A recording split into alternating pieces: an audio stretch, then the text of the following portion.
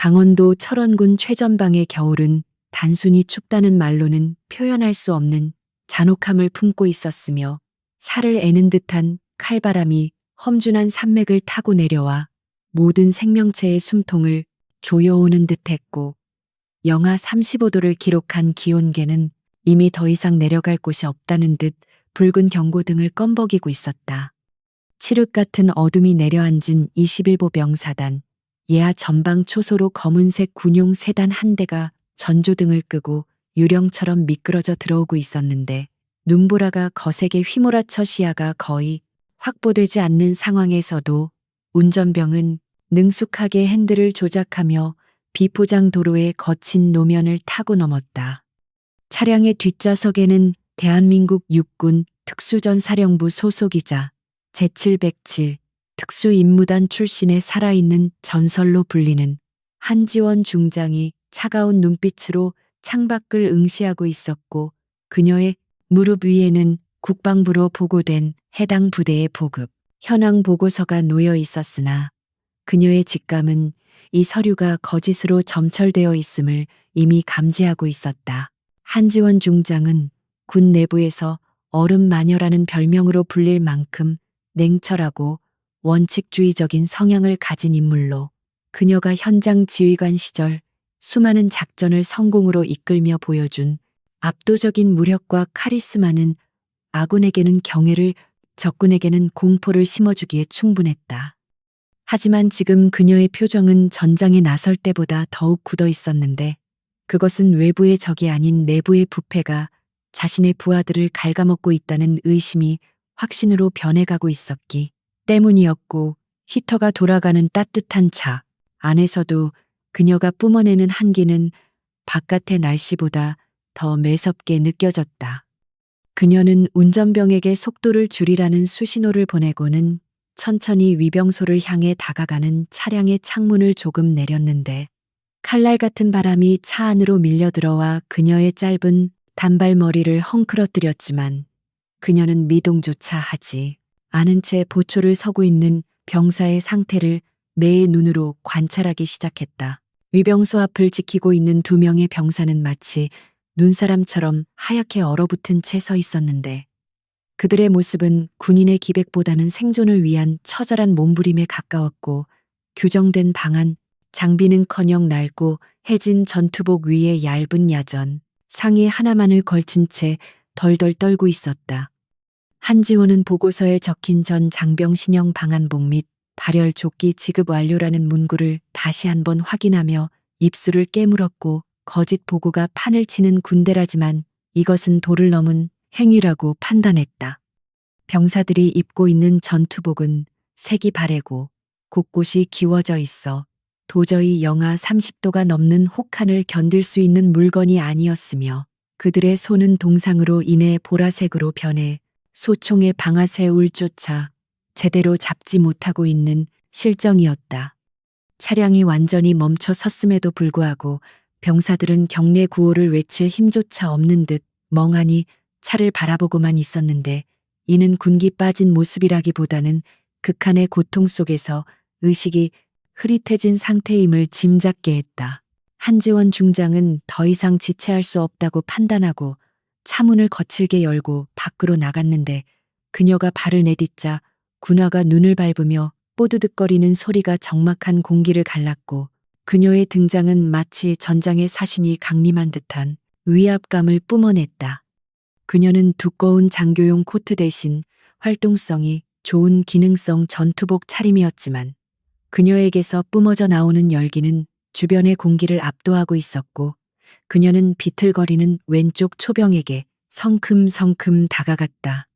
초병은 별 3개가 박힌 계급장을 확인하고는 소스라치게 놀라며 경례를 하려 했으나 얼어붙은 관절이 말을 듣지 않아 그대로 눈밭으로 고꾸라질 뻔했고 한지원은 번개 같은 속도로 손을 뻗어 병사의 어깨를 단단히 붙잡아 지탱해 주었다. 가까이서 본 병사의 얼굴은 핏기 하나 없이 창백했으며 입술은 파랗게 질려 터져 있었고 눈썹과 속눈썹에는 하얀 성에가 잔뜩 끼어 있어 그가 얼마나 오랫동안 이 추위에 방치되었는지를 여실히 보여주고 있었다. 병사의 어깨를 잡은 한지원의 손끝으로 얇은 전투복의 감촉이 전해져 왔는데 그것은 마치 종이 한 장처럼 얇아 추위를 전혀 막아주지 못하고 있었고 안감을 만져보니 솜은커녕 기본적인 기모 처리조차 되어 있지 않은 구형 하계 전투복에 가까웠다. 한지원의 눈매가 무섭게 일그러졌고 그녀는 병사의 목을 감싸고 있는 내궈머조차 보급품이 아닌 사제 싸구려 제품이라는 것을 확인하고는 치밀어 오르는 분노를 억누르느라 주먹을 꽉 쥐었다. 국가가 지켜주어야 할 젊은 청춘들이 부패한 지휘관의 탐욕 때문에 이토록 처참한 환경에서 고통받고 있다는 사실은 그녀의 영린을 건드린 것이나 다름없었으며 그녀는 떨고 있는 병사의 눈을 똑바로 바라보며 낮지만 힘있는 목소리로 소속과 이름을 물었다. 병사는 이가 딱딱 부딪히는 소리를 내며 힘겹게 이병 김민수라고 관등 성명을 댔지만 그의 목소리는 바람 소리에 묻혀 거의 들리지 않을 정도로 미약했고 금방이라도 끊어질 듯 위태로웠다. 그때 위병소 안쪽의 상황실에서 소란스러운 소리가 들려오더니 당직 사령을 비롯한 간부들이 허둥지둥 뛰어나오기 시작했는데 그들은 사전에 예고되지 않은 중장의 방문에 혼비백산하여 군화끈도 제대로 매지 못한 채 달려 나오고 있었다. 하지만 한지원의 눈에 가장 먼저 들어온 것은 그들의 흐트러진 복장이 아니라 병사들과는 확연히 대조되는 두툼한 오리털 파카와 따뜻해 보이는 방하나였고 그들의 얼굴에는 기름기가 흘러 윤기가 돌고 있었으며 추위했던 흔적은 전혀 찾아볼 수 없었다. 대대장으로 보이는 중령 한 명이 숨을 헐떡이며 한지원 앞에 서서 경례를 올렸지만 그녀는 그의 경례를 받아주지 않은 채 싸늘한 시선으로 그를 내려다보았고 그 침묵은 영하 40도의 추위보다 더한 공포를 불러일으켰다. 중령은 한지원의 시선을 견디지 못하고 식은땀을 흘리며 시선을 회피했고 그는 본능적으로 자신의 군 생활이 오늘로써 끝날 수도 있다는 불길한 예감을 감지했다. 한지원은 중령의 변명을 들을 생각조차 없다는 듯 그를 무시하고 다시 김민수 이병에게 시선을 돌렸는데 그때 김이병의 몸이 심하게 휘청거리더니 눈의 초점이 풀리며 그대로 바닥으로 쓰러지려는 것을 그녀가 다시 한번 받아 안았다. 김이병의 몸은 불덩이처럼 뜨거웠는데 이는 저체온증의 말기 증상인 역설적 탈의 현상이 일어나기 직전에 고열 반응이거나 혹은 동상 부위의 감염으로 인한 폐혈증의 전조 증상일 가능성이 높았다. 한지원은 즉시 자신의 장갑을 벗어 병사의 이마와 목을 체크했고 맥박이 불규칙하고 매우 약하게 뛰고 있음을 확인하고는 끓어오르는 분노를 터뜨리며 의무병을 호출하라고 소리쳤다. 그녀의 고함 소리는 눈보라를 뚫고 쩌렁쩌렁하게 울려 퍼졌으며 당황한 간부들은 그제야 사태의 심각성을 깨닫고 무전기를 들고 소리를 지르며 뛰어다니기 시작했으나 그들의 행동은 훈련된 군인의 모습이라기보다는 오합지졸에 가까웠다. 의무병이 도착하기를 기다리는 동안 한지원은 김이병을 안고 자신의 체온을 나눠주려 노력했는데 그녀는 자신이 입고 있던 야전 상의를 벗어 병사에게 덮어주었고 영하 40도의 추위가 그녀의 얇은 셔츠를 뚫고 들어왔지만 그녀는 추위를 느끼지 못하는 사람처럼 행동했다. 이를 지켜보던 대대장이 황급히 자신의 파카를 벗어 한지원에게 건네려 했으나 그녀는 혐오스러운 벌레를 보듯 그의 손을 쳐내며 차라리 그 옷을 저 병사에게 덮어주라고 일갈했다. 대대장은 얼굴이 붉게 달아올라 어쩔 줄 몰라 하며 엉거주춤하게 서 있었고 주변의 다른 간부들 또한 쥐구멍이라도 찾고 싶은 심정으로 고개를 숙이고 있었는데 그들은 자신들이 저지른 죄악이 얼마나 큰 것인지 이제야 피부로 느끼기 시작했다. 구급차가 요란한 사이렌 소리를 울리며 도착했고 의무병들이 김이병을 들것에 실어 나르는 모습을 지켜보며 한지원은 이 부대의 지휘관인 최병호 소장이 지금 어디서 무엇을 하고 있는지 반드시 알아내리라 다짐했다. 김이병이 후송된 후 한지원은 대대장을 앞세워 병사들의 생활관인 막사로 발걸음을 옮겼는데 막사 입구에 들어서자마자 훈훈한 온기 대신 퀴퀴한 곰팡이 냄새와 습기 찬 냉기가 그녀를 맞이했다. 복도의 라디에이터는 차갑게 식어 있었고 천장 곳곳에는 물이 센 얼룩이 흉하게 남아 있었으며 바닥은 난방이 전혀 되지 않아 냉골이나 다름없었는데 병사들은 침낭 속에 들어가 몸을 웅크린 채 서로의 체온에 의지해 잠을 청하고 있었다. 보고서에는 최신식 냉난방 시스템 완비 및 생활관 리모델링 완료라고 적혀 있었으나 눈앞에 펼쳐진 현실은 1970년대의 열악한 내무반과 다를 바가 없었고 이것은 단순한 태만이 아니라 명백한 횡령과 착복의 결과물이었다. 잠에서 깬 병사들이 낯선 장군의 방문에 놀라 일어나려 했으나 한지원은 손을 들어 그들을 제지하고는 그대로 쉬게 했으며 병사들의 눈에 서린 불신과 피로감을 읽어내며 가슴 한구석이 무거워지는 것을 느꼈다. 한지원은 막사 한쪽 구석에 쌓여 있는 보급품 상자들을 열어보았는데 상자 안에는 지급되어야 할 핫팩이나 방한용품 대신 엉뚱하게도 골프공 세트와 고급 양주병들이 숨겨져 있었고 이는 지휘관들이 병사들의 보급 창고를 개인 창고처럼 사용하고 있음을 증명하는 것이었다. 그녀는 양주병 하나를 집어들어 벽에 던져 산산조각을 내버렸고 날카로운 파열음과 함께 퍼지는 알코올 냄새가 막사 안의 썩은 공기를 더욱 역하게 만들었다. 대대장은 바들바들 떨며 이것은 사단장님의 지시로 잠시 보관 중인 물품들이라고 변명했으나 그 말은 오히려 한지원의 분노에 기름을 붓는 격이 되었고 그녀는 사단장이 병사들의 생명줄인 보급로를 끊어놓고 자신의 유흥을 즐기고 있다는 사실에 치를 떨었다.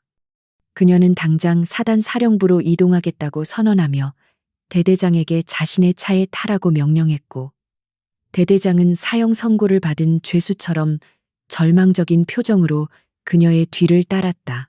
차량은 다시 어둠을 뚫고 사단 본부를 향해 질주하기 시작했는데 사단 본부는 전방 초소와는 달리 화려한 불빛으로 번쩍이고 있었고 멀리서도 웅장한 건물의 위용을 확인할 수 있었다. 한지원은 차 안에서 스마트폰을 꺼내 국방부 감찰단장에게 직통으로 전화를 걸어 현재 상황을 간략하게 보고하고 즉각적인 감사 착수와 함께 사단장의 직무정지 가처분 신청을 준비하라고 지시했다.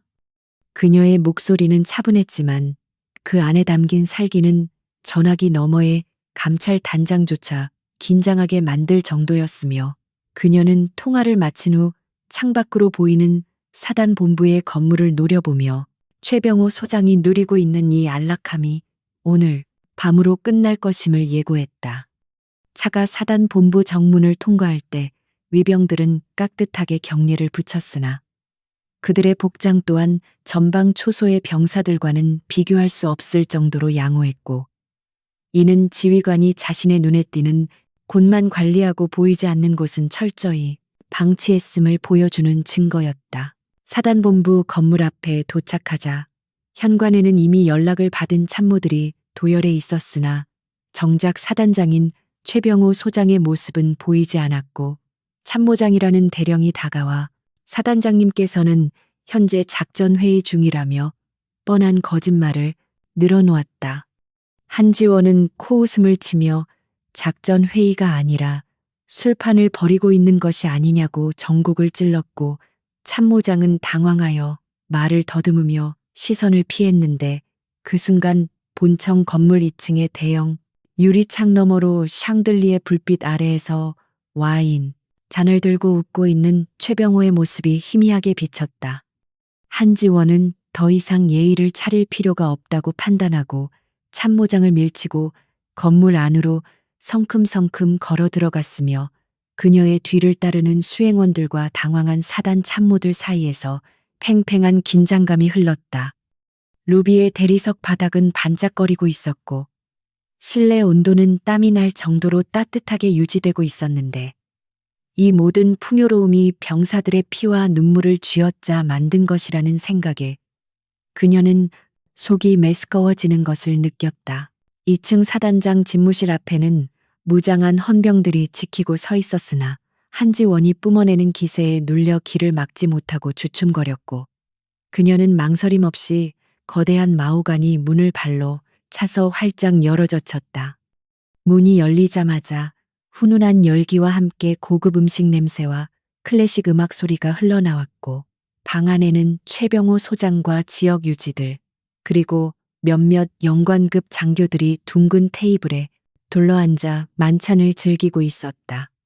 최병호는 갑작스러운 침입자에 놀라 와인 잔을 떨어뜨렸고 붉은 와인이 하얀 테이블보 위로 핏물처럼 번져나갔는데 그는 한지원을 알아보고는 얼굴을 찡그리며 감히 여기가 어디라고 예의도 없이 쳐들어오냐고 고함을 쳤다.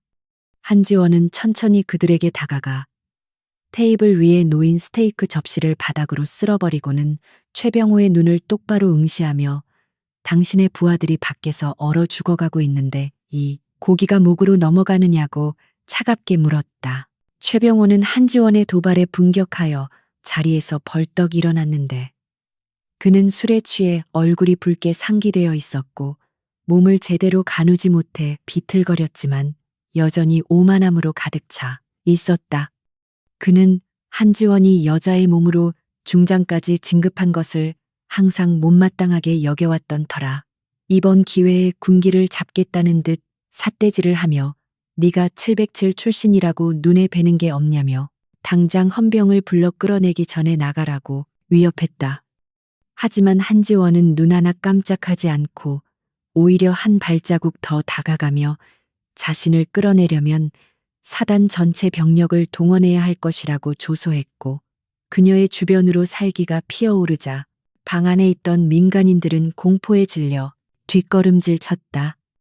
한지원은 최병호가 입고 있는 최고급 실크 잠옷과 그가 신고 있는 털신을 경멸 어린 시선으로 훑어보며 당신이 누리는 이 모든 사치가 병사들의 목숨값이라는 것을 뼈저리게 느끼게 해주겠다고 선언했다. 이때 밖에서 급한 전령이 달려들어와 한지원에게 보고를 올렸는데 방금 후송된 김민수 이병의 상태가 위독하여 헬기로 수도병원으로 이송해야 한다는 내용이었고 그 말을 들은 한지원의 눈동자가 순간적으로 흔들리더니 이내 무시무시한 정적을 만들어냈다. 최병호는 그깟 병사 하나 때문에 호들갑을 떤다며 혀를 찾고 병사들은 원래 구르면서 크는 것이라며 대수롭지 않게 반응했는데 이 한마디가 한지원의 인내심을 완전히 끊어놓는 결정적인 방아쇠가 되었다. 그녀는 더 이상 대화가 통하지 않는 짐승을 상대하는 것은 시간 낭비라고 판단하고 천천히 가죽 장갑을 벗어 테이블 위에 올려놓으며 전투 준비 태세를 갖췄다. 그녀는 최병호에게 지금 당장 옷을 갈아입고 밖으로 나올 것을 명령하며 만약 스스로 걷지 않는다면 질질 끌고라도 나가겠다고 경고했고 그녀의 목소리는 지옥에서 들려오는 선고처럼 방안을 울렸다. 한지원 중장이 최병호 소장의 집무실을 박차고 나온 직후 그녀의 발걸음은 멈추지 않고 곧장 사단본부 지하에 위치한 군수참모처와 보급 수송대대로 향했는데 그녀의 뒤를 따르는 감찰 장교들의 손에는 이미 압수수색, 영장에 준하는 긴급 감찰 명령서가 들려 있었다. 복도를 지나가는 동안 마주친 위관급 장교들과 부사관들은 살기등등한 그녀의 기세에 눌려 벽으로 몸을 밀착시키며 길을 터주었고 그들의 눈동자에는 영문을 모르는 공포와 호기심이 동시에 서려 있었다. 한지원은 감정에 치우쳐 폭력을 행사하기 이전에 법적인 처형대를 완벽하게 마련해 두려는 치밀함을 가지고 있었기에 당장의 분노를 차가운 이성으로 짓누르며 엘리베이터 버튼을 눌렀다. 그녀의 머릿속에는 방금 전 목격한 김민수 이병의 얼어붙은 얼굴과 최병호 소장의 붉게 달아오른 얼굴이 오버랩되면서 죄형 법정주의라는 단어가 무색해질 만큼 강렬한 심판의 욕구가 끓어오르고 있었다. 지하 벙커에 위치한 군수참모 사무실 문이 열리자 야근 중이던 군수참모 중령이 소스라치게 놀라 자리에서 일어났는데 그는 이미 사단장실에서의 소동을 전해 들었는지 얼굴이 하얗게 질려 있었고 손에 쥐고 있던 결제 서류를 바닥에 떨어뜨렸다. 한지원은 그에게 격려할 틈도 주지 않고 다짜고짜 이번 동계 피복 및 난방류 수급 대장을 내놓으라고 명령했고 그녀의 목소리는 지하 벙커의 차가운 공기보다 더 서늘하게 사무실 안을 맴돌았다. 군수 참모는 눈동자를 굴리며 보안 규정 운운하며 시간을 끌려 했으나 한지원이 책상 위에 놓인 명패를 집어던지며 당장 전산망을 열지 않으면 직무유기 및 항명으로 즉결, 체포하겠다고 으름장을 놓자 떨리는 손으로 키보드를 두드리기 시작했다. 모니터 화면에 뜬 수치들은 겉보기에는 완벽하게 맞아떨어지는 것처럼 보였으나 한지원의 예리한 눈썰미를 속이기에는 역부족이었고 그녀는 장부상의 숫자와 실제 재고 사이에 괴리를 찾아내기 위해 데이터를 훑어내려갔다. 한지원은 화면을 가리키며 난방류 불출 기록을 지적했는데 장부상으로는 전방 초소와 GOP 대대로 매주 수천 리터의 등유가 보급된 것으로 나와 있었으나 수령 확인 서명란이 모두 동일한 필체로 작성되어 있다는 치명적인 허점이 눈에 띄었다. 그녀는 즉시 해당 부대 보급관들에게 전화를 걸어 사실 확인을 하려 했으나 군수참모가 다급하게 그녀의 팔을 잡으려다 그녀의 매서운 눈빛에 제지당하고 뒤로 물러섰다. 한지원은 스피커폰을 켜고 전방대대 보급관과 통화를 연결했고 수화기 너머로 들려오는 목소리는 난방류를 구경한 지 한 달이 넘었다며 추위에 떨고 있는 병사들을 위해 제발 기름 좀 보내달라는 애원 섞인 절규였다. 사무실 안에 있던 모든 감찰 요원들이 경악을 금치 못하는 가운데 한지원은 군수 참모의 멱살을 잡고 그렇다면 서류상으로 사라진 그 많은 기름들이 도대체 어디로 흘러들어갔는지 추궁하기 시작했다. 군수 참모는 숨이 막혀 큐틱거리면서도 입을 다물고 있었으나 한지원이 그의 시선을 피하지 않고 끝까지 노려보자 결국 체념한 듯 고개를 떨구며 사단 휴양소 리모델링 공사 현장과 사단장 관사의 24시간 난방 시스템으로 전용되었다고 실토했다. 한지원은 그를 거칠게 밀쳐내고는 즉시 사단 영내 깊숙한 곳에 위치한 고위 장교 전용 휴양시설인 청솔회관으로 이동했는데 그곳은 병사들의 출입이 철저히 통제되는 금단의 구역이었다. 눈보라가 휘몰아치는 밖과는 달리 회관 입구에 들어서자마자 후끈한 열기가 느껴졌고 로비에는 값비싼 수입 대리석이 깔려 있었으며 벽면은 고급 원목으로 장식되어 있어 이곳이 군부대 시설인지 5성급 호텔인지 분간이 가지 않을 정도였다. 한지원은 이곳의 온도를 유지하기 위해 전방의 병사들이 동상에 걸려가며 떨어야 했다는 사실에 치가 떨려 입술을 깨물었고 그 피맛이 입안에 퍼지며 정신을 더욱 맑게 깨웠다. 그녀는 회관 관리병을 앞세워 보일러실로 향했는데 그곳에는 최신식 대용량 보일러가 굉음을 내며 돌아가고 있었고 연료 탱크 게이지는 가득 차 있음을 나타내는 F선을 가리키고 있어 그녀의 허탈함과 분노를 동시에 자극했다. 보일러실 한쪽 구석에는 전방부대로 보급되어야 할 최상급 핫팩 박스들이 산더미처럼 쌓여 있었는데 그것들은 사단장을 방문하는 외부 손님들에게 기념품으로 나눠주기 위해 빼돌려진 물건들이었다. 한지원은 박스 하나를 뜯어 핫팩을 꺼내 손에 쥐어보았는데 아직 포장을 뜯지도 않았음에도 불구하고 그 안에 담긴 온기가 아닌 탐욕의 열기가 느껴지는 듯해 불쾌함을 감출 수 없었다. 그녀는 감찰 장교에게 이 모든 현장을 사진과 영상으로 채증하라고 지시하고는 다시 밖으로 나와 하늘을 올려다보았는데 검은 구름이 더욱 낮게 깔리며 불길한 기운을 내뿜고 있었다. 그때 사단작전처 기상 장교가 헐레벌떡 뛰어와 한지원에게 긴급 기상특보를 보고했는데 시베리아에서 발달한 초강력 한파가 예상보다 빠르게 남하하고 있어 앞으로 3시간 이내에 기온이 영하 40도 이하로 곤두박질 칠 것이라는 충격적인 내용이었다. 이는 단순한 추위가 아니라 노출된 피부가 10분 이내에 괴사할 수 있는 살인적인 한파를 의미했고, 난방이 되지 않는 막사에서 잠을 자는 병사들에게는 사실상의 사형 선고나 다름없었다. 한지원은 기상도를 낚아채듯 받아들고 등압선의 간격을 확인했는데 촘촘하게 그려진 선들은 마치 칼날처럼 날카로워 보였고, 이대로 방치한다면 오늘 밤 수십 명의 동사자가 발생할 것이 명약관화했다. 그녀는 더 이상 증거 수집에 시간을 쏟을 여유가 없음을 직감하고 즉시 병력의 안전을 확보하기 위한 조치를 취하기 위해 다시 최병호가 있는 본청으로 발길을 돌렸다. 사단장실로 돌아가는 한지원의 발걸음은 이전보다 훨씬 무겁고 다급했는데 그녀의 머릿속에는 오직 병사들을 살려야 한다는 일념만이 가득 차 있었고, 최병호와의 충돌은 이제 피할 수 없는 운명이 되었다. 다시 문을 열고 들어간 집무실은 여전히 술판이 벌어지고 있었는데 최병호는 이미 만취 상태가 되어 넥타이를 풀어헤친 채 소파에 비스듬히 누워 있었고, 주변의 추종자들은 그의 비위를 맞추느라 여념이 없었다.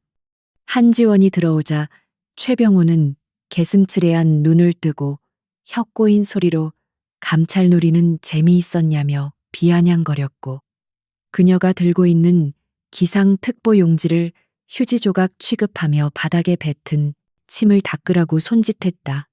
한지원은 끓어오르는 모욕감을 참고 정중하지만 단호한 어조로 현재 기상 상황의 심각성을 설명하며 즉시 전 부대에 대피 명령을 내리고 사단 체육관과 강당을 개방하여 난방을 가동해야 한다고 건의했다.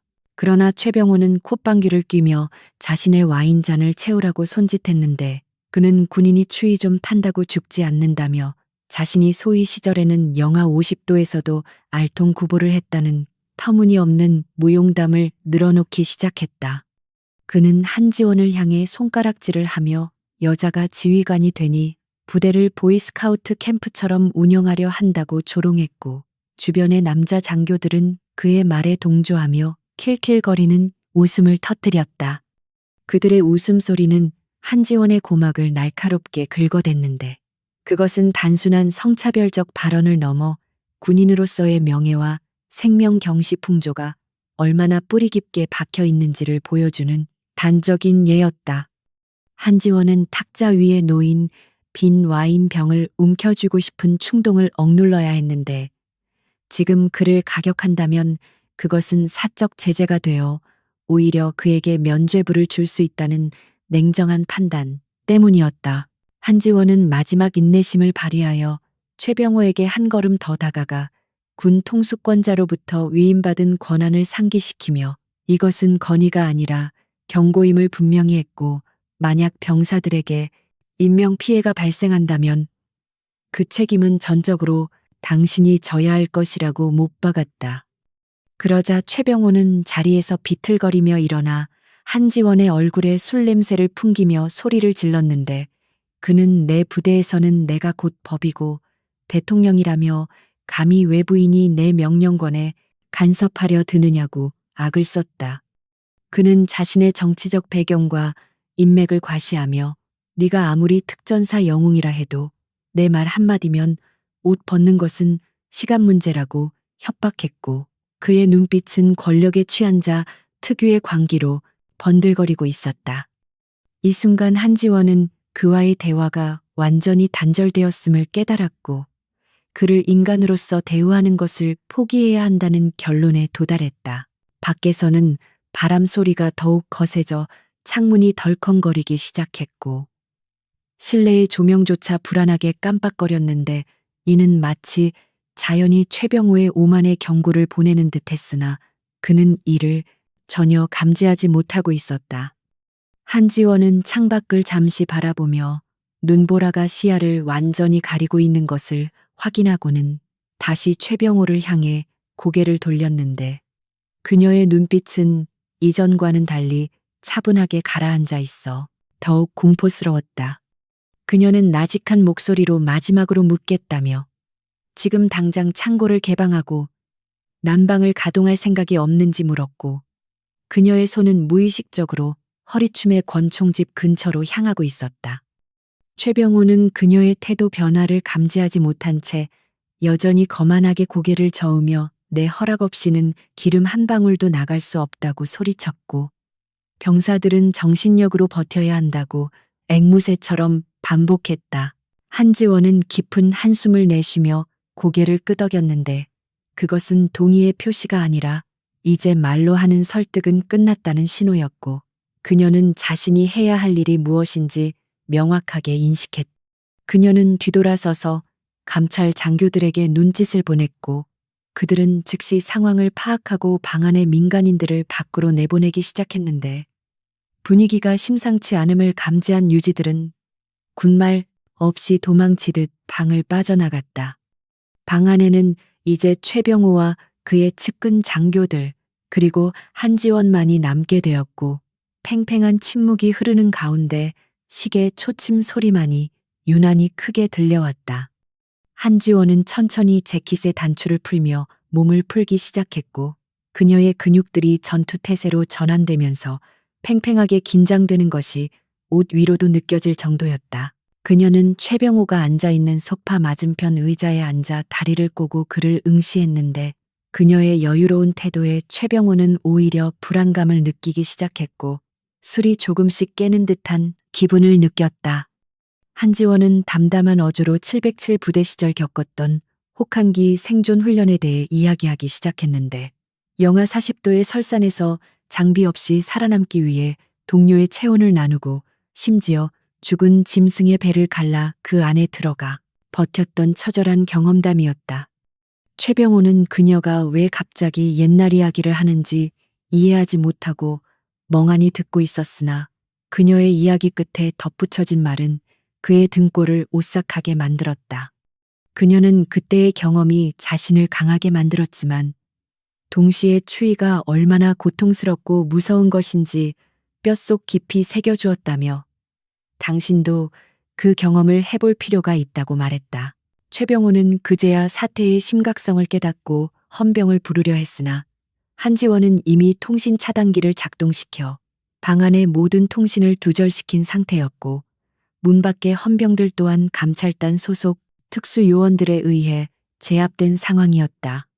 한지원은 자리에서 일어나 천천히 그에게 다가가며 당신이 그렇게 강조하는 군인 정신과 정신력이 과연 영하 40도의 추위 앞에서도 유효한지 직접 검증해보자고 제안했다. 그녀의 미소는 아름다웠지만 그 안에 담긴 의미는 잔혹했고 그녀는 최병호가 신고 있는 털신을 밟으며 이제 당신이 그토록 아끼는 병사들의 곁으로 갈 시간이라고 속삭였다. 최병호의 동공이 지진이 난 듯 흔들렸고 그는 뒷걸음질 치다 소파에 걸려 넘어지며 비명을 질렀으나 그 소리는 방음벽에 막혀 밖으로 새어나가지 못했다. 한지원은 넘어진 최병호의 멱살을 잡아 일으켜 세우며 그의 귀에 대고 나직하게 경고했는데 지금부터 벌어질 일은 당신이 자초한 것이며 어떠한 자비도 기대하지 말라고 말했다.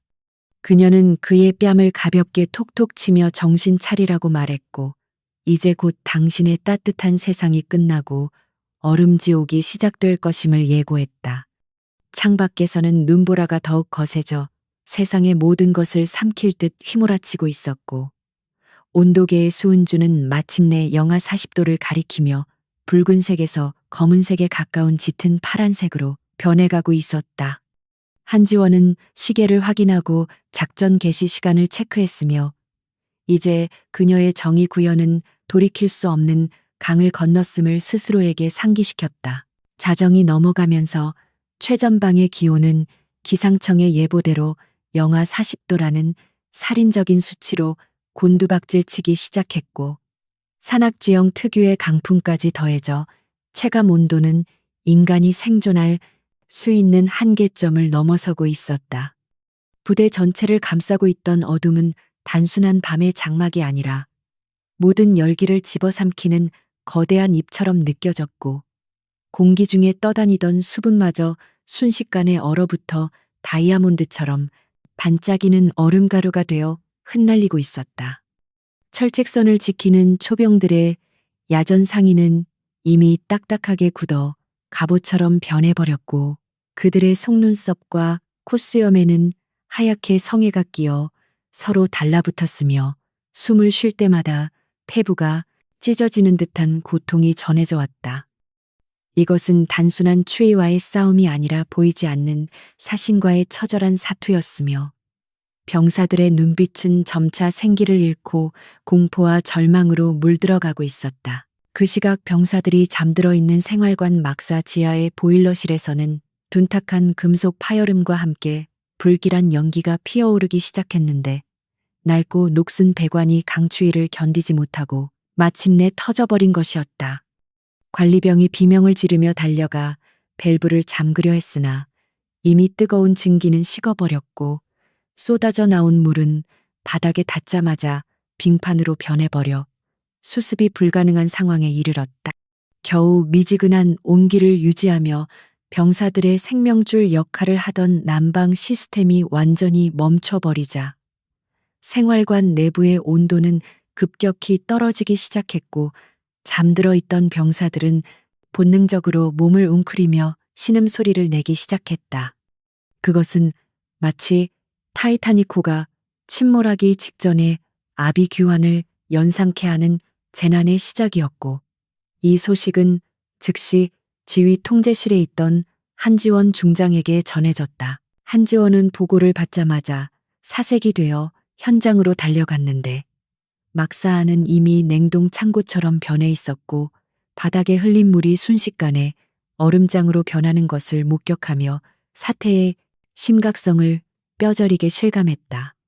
병사들은 침낭 속에서 서로를 끌어안은 채 덜덜 떨고 있었고, 일부는 저체온증 초기 증상을 보이며 헛소리를 중얼거리거나 의식을 잃어가고 있었는데, 그들의 입술은 보라색을 넘어 검푸르게 죽어가고 있었다. 한지원은 즉시 의무관들을 호출하여 응급처치를 지시하고 자신의 코트를 벗어 가장 상태가 심각한 병사에게 덮어주었으나, 수백 명에 달하는 병사들을 모두 감당하기에는 턱없이 부족한 상황이었다. 그녀는 주먹을 꽉 쥐어 손톱이 살을 파고들 정도로 분노를 사겼고, 이 지경이 될 때까지 방치한 지휘관들에 대한 살이가 가슴 깊은 곳에서부터 끌어올랐다.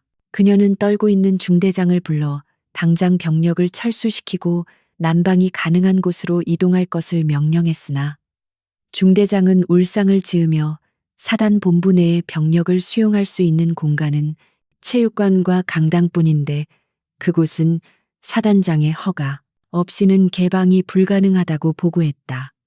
게다가 예비 유류 저장고와 신형 방한 장비 창고 열쇠 또한 사단장이 직접 관리하고 있어 실무자들이 임의로 사용할 수 없는 구조였고, 이는 최병호가 자신의 권력을 과시하기 위해 만들어 놓은 기형적인 시스템이었다. 한지원은 병사들의 생명이 경각에 달린 상황에서도 절차와 규정을 따져야 하는 현실에 치를 떨었고, 이 모든 비극의 원흉인 최병호를 향해 마지막 단판을 짓기 위해 다시 사단장실로 발걸음을 옮겼다. 그녀의 군화 발자국마다 분노가 깊게 새겨졌고, 그녀의 등 뒤로는 혹한의 눈보라가 마치 그녀의 심경을 대변하듯 거칠게 휘몰아쳤다. 다시 마주한 사단장실의 풍경은 지옥 같은 밖의 상황과는 너무나 대조적이어서 현기증이 날 지경이었는데, 최병호는 여전히 따뜻한 벽난로 앞에서 와인을 즐기며 취기에 젖어 흐트러진 모습을 보이고 있었다. 그는 한지원이 다시 들어오자 귀찮다는 듯 손을 휘저으며 아직도 안 갔냐고 비아냥거렸고, 그녀의 어깨에 쌓인 눈을 보며 눈사람이 되어 돌아왔다고 조롱하며 낄낄거렸다. 한지원은 그의 헛소리를 무시하고 단도직입적으로 보일러가 고장나 병사들이 동사 직전임을 알리고 즉시 강당 개방과 예비 물자 창고의 열쇠를 내놓으라고 요구했다. 그녀의 목소리는 절박했지만 최병호의 귀에는 그저 귀찮은 소음으로만 들렸는지 그는 귓구멍을 후비며 내 알 바 아니라는 태도로 일관했다. 최병호는 소파에 깊숙이 몸을 파묻으며 강당 바닥은 지난달에 최고급 원목으로 교체해서 군화 발자국이 남으면 안 된다는 터무니없는 이유를 대며 개방을 거부했고 병사들이 냄새나고 더러워서 자신의 신성한 본부 건물을 오염시키는 꼴은 못 본다고 막말을 퍼부었다. 그는 창고에 있는 신형 장비들은 다음 달 있을 육군 참모총장 방문 시 사열용으로 보여주기 위해 아껴둔 것이라며 지금 뜯어서 낭비할 수는 없다고 주장했는데 이는 전시 행정을 위해 부하들의 목숨을 담보로 잡는 미친 짓이었다. 한지원은 그의 멱살을 잡고 싶은 충동을 억누르며 사람이 죽어가고 있다고 소리쳤지만 그는 오히려 눈을 부라리며 군인은 명령에 죽고 사는 것이라며 약해 빠진 놈들은 군대에 있을 자격이 없다고 역설했다. 그때 상황실에서 무전이 날아들어왔는데 전방 GOP 초소에서 근무 서던 상병 한 명이 순찰 도중 쓰러져 심정지 상태에 빠졌다는 비보였고 의무 헬기를 요청했으나 악천후로 인해 이륙이 불가능하다는 절망적인 보고였다. 한지원은 무전기를 쥔 손을 부들부들 떨며 입술을 깨물었고 끓어오르는 분노와 슬픔이 뒤섞여 눈시울이 붉어졌으나 최병호는 그 소식을 듣고도 눈 하나 깜짝하지 않았다. 그는 오히려 혀를 차며 요즘 애들은 정신력이 썩어 빠져서 추위 좀 탔다고 쓰러지냐며 자기 때는 동상 걸린 발가락을 잘라내고도 행군을 했다는 둥 믿기 힘든 헛소리를 늘어놓으며 고인의 명예를 모독했다. 한지원은 그 순간 이자는 군복을 입은 군인이 아니라 제복을 걸친 악마이자 살인마라는 결론을 내렸고 더 이상의 대화는 무의미하다는 것을 확신했다. 한지원은 최병호에게 마지막으로 경고했는데 지금 당장 명령을 번복하지 않으면 당신이 평생 쌓아온 모든 명예와 권력이 오늘 밤 눈 속에 파묻히게 될 것이라고 차갑게 쏘아붙였다. 그러나 최병호는 술기운에 힘입어 더욱 기고만장해져서는 어디서 감히 협박질이냐며 헌병대를 불러 너를 당장 영창에 집어넣겠다고 고래고래 소리를 질렀다. 그는 자신의 휴대폰을 꺼내 국방부 장관에게 전화를 걸어 횡설수설하며 한지원이 반란을 일으켰다고 모함하려 했으나 통신이 차단된 상태라 전화는 연결되지 않았고 그는 전화기를 집어던지며 화를 냈다. 이 모습을 지켜보던 한지원은 깊은 숨을 들이마시며 조용히 자신의 가죽 장갑을 고쳐 꼈는데 그것은 이제 말로 하는 해결 방법은 끝났으며 물리적인 힘으로 정의를 실현하겠다는 무언의 선전포고였다. 한지원은 사단장실 한쪽에 놓여있는 장식용 일본도를 바라보았으나 고개를 저으며 군인에게는 군인의 방식이 있다고 생각했고 자신의 허리춤에 있는 전술 단검의 위치를 확인했다. 그녀는 최병호가 앉아있는 소파로 천천히 다가가며 당신이 그토록 좋아하는 정신력 강화를 위해 특별한 훈련 프로그램을 준비했다고 말했고 그녀의 눈빛은 북극의 빙하보다 더 차갑게 빛나고 있었다. 최병호는 그녀의 다가옴에 본능적인 공포를 느꼈는지 뒤로 물러나려 했으나 소파 등 바지에 막혀 옴짝달싹할 수 없었고 그는 떨리는 목소리로 오지 말라며 비명을 질렀다. 하지만 한지원은 멈추지 않고 그의 앞까지 다가와 그가 신고 있는 부드러운 양가죽 슬리퍼를 군화발로 지시겨버렸고 최병호는 아픔에 비명을 지르며 발을 감싸 쥐었다. 한지원은 고통스러워하는 최병호의 머리채를 잡아 강제로 고개를 들게 한 뒤 그의 눈을 똑바로 바라보며 당신이 병사들에게 강요한 그 추위를 뼛속까지 느끼게 해주겠다고 속삭였다. 그녀는 한 손으로 그의 멱살을 잡아 거구의 몸을 들어 올렸는데 최병호는 허공에 발을 버둥거리며 살려달라고 애원했으나 한지원의 귀에는 이미 들리지 않았다. 그녀는 그를 바닥에 내동댕이 치고는 방 안에 있던 고급 양주병들을 발로 차서 깨뜨리기 시작했는데 깨진 유리 조각과 쏟아진 술이 바닥을 엉망으로 만들며 최병호가 그토록 아끼던 카펫을 적셔 나갔다. 최병호는 자신의 보물들이 망가지는 것을 보며 비명을 질렀으나 자신의 목숨이 경각에 달린 상황에서도 물질적인 것에 집착하는 그의 모습은 추악하기 그지없었다. 그때 사단장실 문이 거칠게 열리며 한지원의 부관인 특전사 대위가 들어와 준비가 완료되었다고 보고했는데 그는 완전 군장 상태로 무장하고 있었고 뒤에는 무장한 707 대원들이 대기하고 있었다. 한지원은 고개를 끄덕이며 작전명 혹한의 심판을 개시한다고 선언했고 대원들은 일사불란하게 움직이며 사단장실 내부를 장악하고 최병호의 경호원들을 순식간에 제압했다. 최병호는 눈앞에서 벌어지는 상황을 믿을 수 없다는 듯 멍하니 바라보다가 이것은 쿠데타라며 거품을 물고 소리쳤으나 아무도 그의 말에 귀 기울이지 않았다. 한지원은 부관에게 병사들을 즉시 강당으로 이동시키고 창고 문을 폭파해서라도 물자를 꺼내라고 지시했고 부관은 우렁찬 목소리로 복명복창하며 밖으로 달려나갔다. 이제 방 안에는 한지원과 707 대원들 그리고 공포에 질린 최병호만이 남게 되었는데 한지원은 최병호에게 다가가 그의 화려한 견장을 거칠게 뜯어내며 당신은 지휘관의 자격을 상실했다고 통보했다. 뜯겨나간 견장이 바닥에 술 웅덩이에 떨어져 젖어가는 모습은 그의 권위가 얼마나 허망하게 무너져 내리는지를 상징적으로 보여주었다. 최병호는 자신의 어깨를 감싸주며 부들부들 떨었고 한지원은 그에게 이제 당신이 병사들과 똑같은 조건에서 밤을 보낼 차례라고 말하며 강제로 일으켜 세웠다. 밖에서는 여전히 눈보라가 몰아치고 있었지만 이제 그 눈보라는 병사들을 죽이는 사신이 아니라 부패한 지휘관을 심판하는 자연의 채찍이 되어 기다리고 있었다. 한지원은 대원들에게 최병호를 끌고 밖으로 나가라고 명령했고 대원들은 거칠게 그의 팔을 꺾어 제압한 뒤 질질 끌고 가기 시작했는데 최병호는 돼지 멱다는 소리를 지르며 버텼지만 역부족이었다. 한지원은 그 뒤를 따르며 사단본부 건물의 모든 창문을 열어젖히라고 지시했고 따뜻했던 건물 안으로 영하 40도의 냉기가 순식간에 밀려 들어오기 시작했다. 화려했던 샹들리에가 바람에 흔들리며 기괴한 소리를 냈고 벽난로의 불길은 차가운 바람에 금세 사그라들었으며 건물 전체가 거대한 냉동고로 변해가고 있었다. 이것은 단순히 최병호 개인에 대한 복수가 아니라 썩어 빠진 군대 문화 전체에 대한 경종을 울리는 행위였으며 한지원은 그 중심에서 태풍의 눈처럼 고요하지만 강렬하게 서 있었다. 그녀는 복도를 지나가며 벽에 걸린 역대 사단장들의 사진을 바라보았는데 그들 중 상당수가 비리로 얼룩진 인물들이라는 것을 알고 있었기에 더욱 씁쓸함을 느꼈다.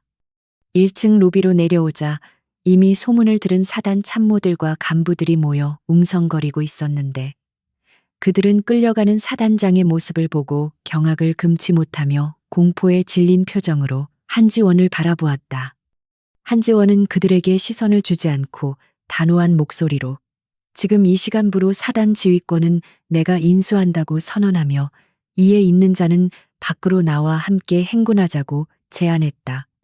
아무도 감히 나서지 못하고 고개를 숙였고 그 침묵 속에서 한지원의 카리스마는 절대적인 것으로 각인되었다. 한지원은 현관 앞에 세워진 최병호의 최고급 관용차를 바라보며 싸늘한 미소를 지었는데 그 차는 시동이 걸린 채 히터가 빵빵하게 돌아가고 있었고 뒷좌석에는 최고급 털담요가 준비되어 있었다. 최병호는 그 차를 보자마자 구세주를 만난 듯 저 차에 태워달라고 애원했으나 한지원은 고개를 가로저으며 저 차는 당신이 탈 것이 아니라고 단언했다. 그녀는 대원들에게 최병호를 차가 아닌 연병장 한복판으로 끌고 가라고 지시했고 그곳은 아무런 바람막이도 없는 허허벌판으로 살을 내는 칼바람이 그대로 들이닥치는 생지옥과 다름없는 곳이었다. 최병호의 절망적인 비명이 밤하늘을 갈랐지만 눈보라 소리에 묻혀 금세 사라져버렸고 이제 진짜 심판의 시간이 다가오고 있었다. 한지원은 연병장으로 걸어가며 하늘을 올려다보았는데 먹구름 사이로 희미하게 달빛이 비치며 눈 덮인 연병장을 차갑게 비추고 있었다. 그녀는 주머니에서 김민수 이병의 명찰을 꺼내 만지작거리며 반드시 살려내겠다고 다짐했고 이 모든 광란의 밤을 끝내기 위한 마지막 의식을 준비했다. 그녀의 뒤로 707 대원들이 도열했고 그들의 눈빛은 지휘관에 대한 절대적인 신뢰와 충성심으로 불타오르고 있었다. 최병호는 눈밭에 무릎 꿇린 채 덜덜 떨고 있었고 그의 화려했던 군복은 눈과 진흙으로 뒤범벅되어 초라하기 그지없었으며 이것은 그가 자초한 몰락의 서막에 불과했다. 한지원은 최병호 앞에 서서 그를 내려다보며 물었는데 지금 기분이 어떠냐고, 춥냐고, 고통스럽냐고 물었다. 최병호는 턱을 딱딱 부딪히며 제발 살려달라고 빌었으나 한지원은 아직 시작도 안 했다고 말하며 그의 파카를 벗기라고 명령했다. 대원들이 달려들어 그의 두꺼운 파카를 벗겨내자 얇은 정복 차림의 최병호는 비명을 지르며 몸을 말았고 그의 살갗은 순식간에 붉게 달아올랐다. 한지원은 그에게 이것이 당신의 부하들이 매일 밤 겪는 고통이라며 그 고통을 온몸으로 체험하고 참회하라고 일갈했다. 최병호 소장은 영하 40도의 살인적인 추위가 얇은 정복을 뚫고 들어와 살간을 베어내는 듯한 고통에 몸부림쳤는데 그는 본능적으로 살 길을 찾아 주위를 두리번거렸고 연병장 구석에 시동이 걸린 채 대기 중인 자신의 관용 차량을 발견했다. 검은색 대형 세단의 배기구에서는 하얀 수증기가 뿜어져 나오고 있었는데 그것은 마치 천국으로 향하는 입구처럼 보였고 그는 한지원과 707 대원들이 잠시 다른 참모들을 제압하는 틈을 타 젖먹던 힘을 다해 눈밭을 기어가기 시작했다. 그의 손과 발은 이미 감각이 없었지만 따뜻한 히터 바람을 쐴 수 있다는 희망 하나가 그를 움직이게 했으며 그는 체면 따위는 내동댕이 친 지 오래였다. 운전병은 사단장이 개처럼 기어오는 모습을 백미러로 보며 경악했지만 감히 차를 출발시키지 못하고 얼어붙어 있었는데 최병호는 마침내 뒷문 손잡이를 잡고 문을 열어젖히는데 성공했다. 차 안으로 굴러들어간 최병호는 황급히 문을 닫고 잠금 장치를 눌렀는데 외부와 차단된 실내는 고요하고 아늑했으며 가죽 시트의 부드러운 감촉과 훈훈한 공기가 그를 감싸 안았다.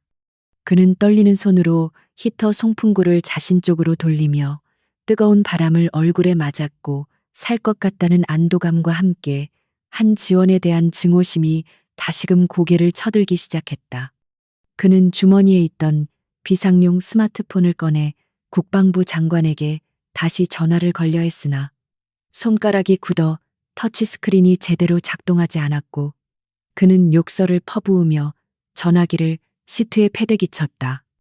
차창 밖으로 한지원이 천천히 걸어오는 모습이 보였으나 그는 방탄유리로 특수 제작된 이 차가 자신을 지켜줄 것이라 믿었고 오히려 그녀를 향해 가운열 손가락을 들어 보이며 비릿한 웃음을 흘렸다. 한지원은 차 안에서 농성 중인 최병호를 보며 차가운 표정을 유지한 채 다가갔는데 그녀의 걸음걸이에는 한치의 망설임도 없었고 마치 먹잇감을 사냥하는 맹수와 같은 기운을 내뿜고 있었다.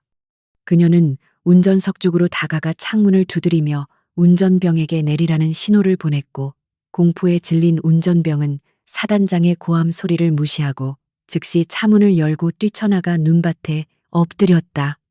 이제 차 안에는 최병호 혼자만이 남게 되었지만 그는 여전히 뒷좌석 문을 걸어 잠그고 버티며 내년이 아무리 날고 기어도 방탄유리를 깰 수는 없을 것이라고 소리질렀다.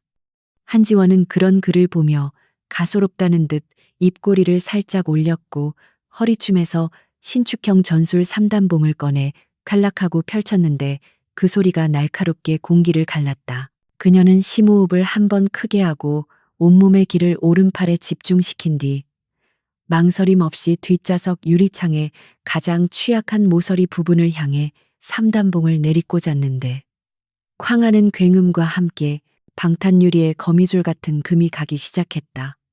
최병호는 눈앞에서 벌어지는 상황을 믿을 수 없어 입을 딱 벌렸고 한지원은 틈을 주지 않고 다시 한번 같은 지점을 타격하여 마침내 유리를 산산조각 냈다.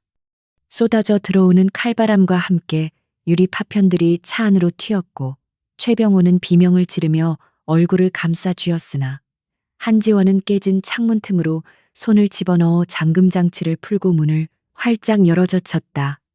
그녀의 손이 최병호의 멱살을 잡는 순간 그는 지옥의 사자에게 영혼을 잡힌 듯한 공포를 느꼈고 따뜻했던 차 안은 순식간에 냉동고로 변해버렸다.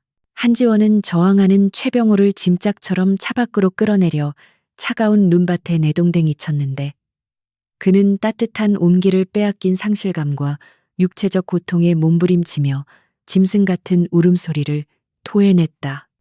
그녀는 넘어진 그의 가슴을 군화발로 짓누르며 병사들은 영하 40도의 추위 속에서 떨고 있는데 지휘관이라는 작자가 혼자 살겠다고 따뜻한 차 안에 숨는 것이 말이 되느냐고 호통쳤다. 그녀의 목소리는 분노로 떨리고 있었지만 논리는 정연했고 주변에 모여든 707 대원들과 사단 병력들은 그녀의 일갈에 숨죽이며 상황을 지켜보고 있었다. 최병호는 살려달라고 빌며 한지원의 바짓가랑이를 잡으려 했으나 그녀는 가차없이 그의 손을 쳐내며 아직 정신을 덜 차렸다며 차갑게 내려다보았다.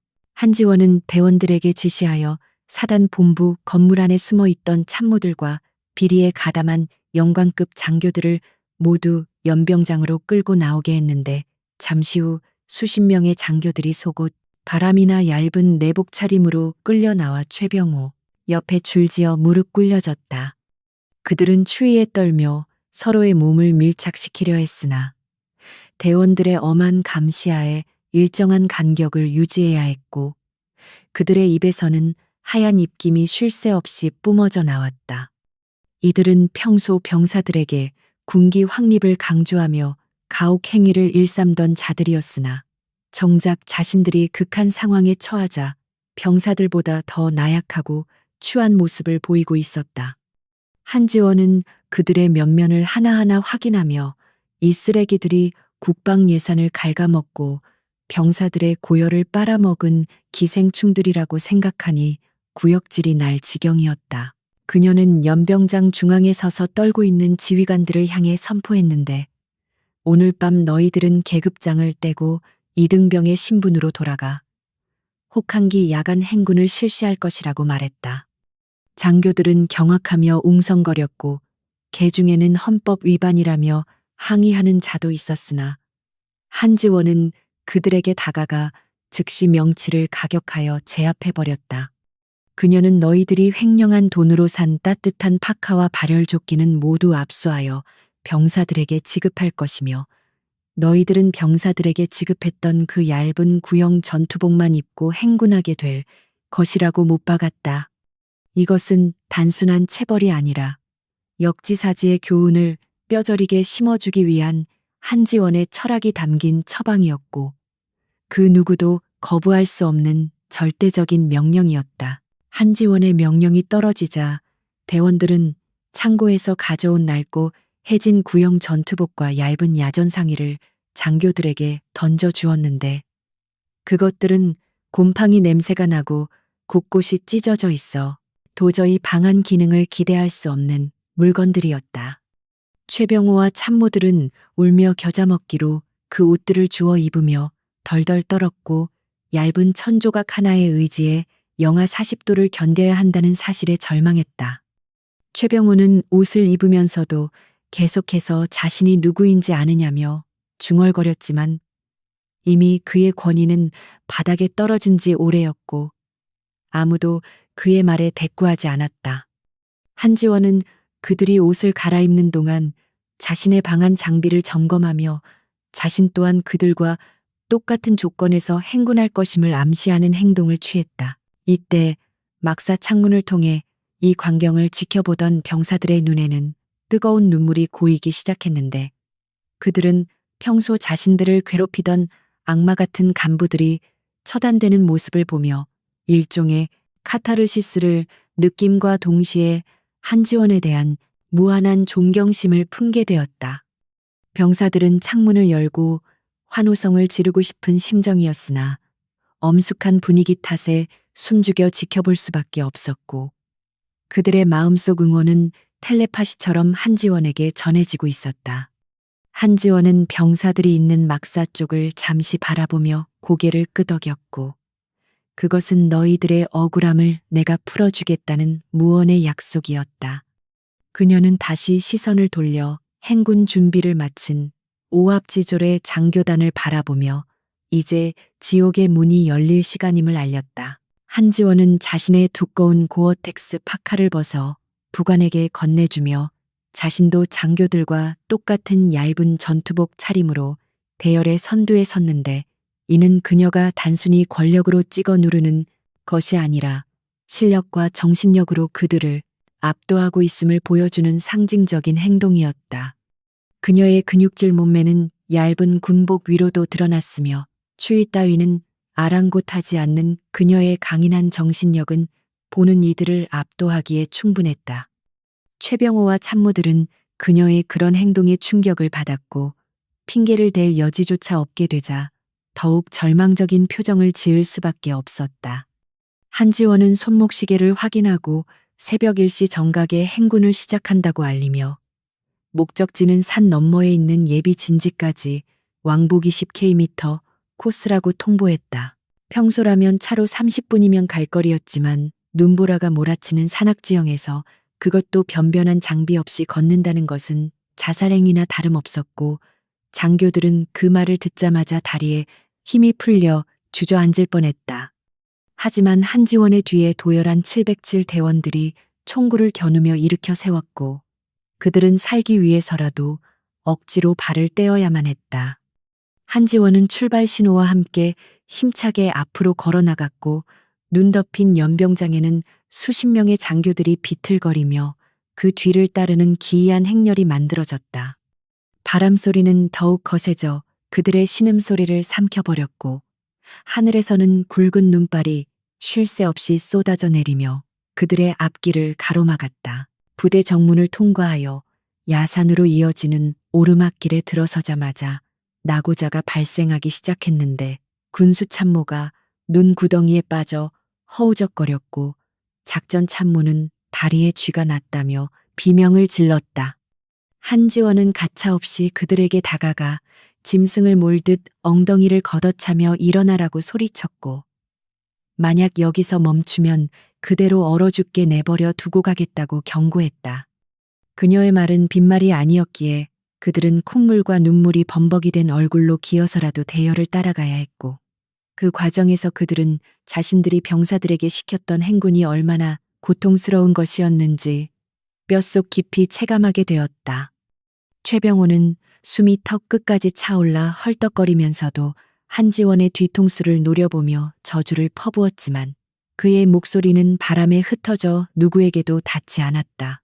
산중턱에 이르자 기온은 더욱 떨어져 체감 온도는 영하 50도에 육박했는데 장교들의 눈썹과 머리카락은 하얗게 얼어붙었고 손과 발의 감각은 이미 사라진 지 오래였다. 최병호는 환각이 보이기 시작했는지 헛손질을 하며 비틀거렸고 입에서는 알아들을 수 없는 헛소리가 흘러나왔는데 이는 저체온증이 뇌 기능에 영향을 미치기 시작했다는 위험한 신호였다.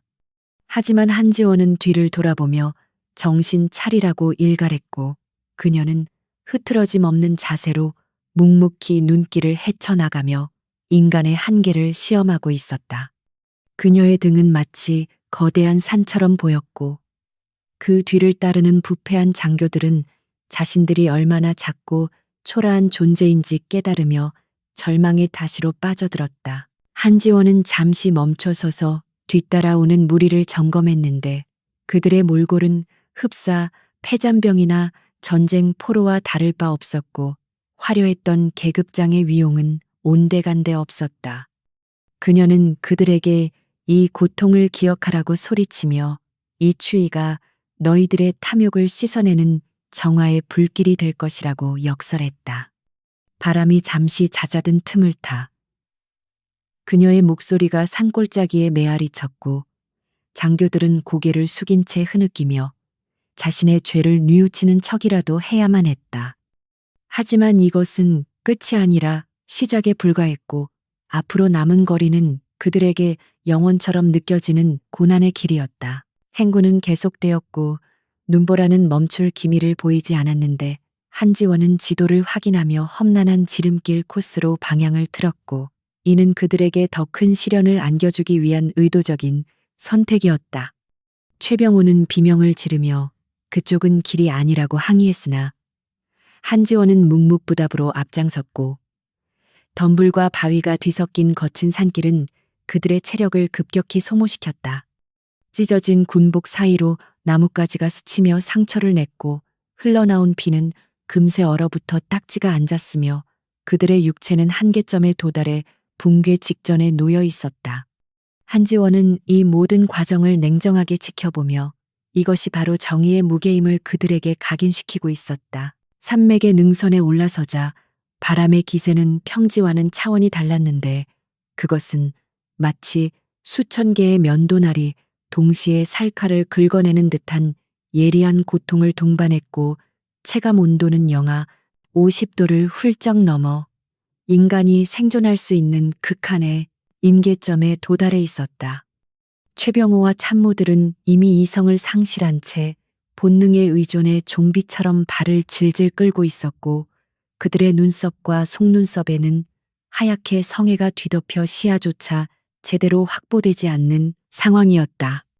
그들이 입고 있는 얇은 구형 전투복은 땀과 눈에 젖었다가 다시 얼어붙기를 반복하며 딱딱한 갑옷처럼 변해 움직임을 방해했고 옷감이 스칠 때마다 사포로 문지르는 듯한 쓰라림이 전해져 왔다.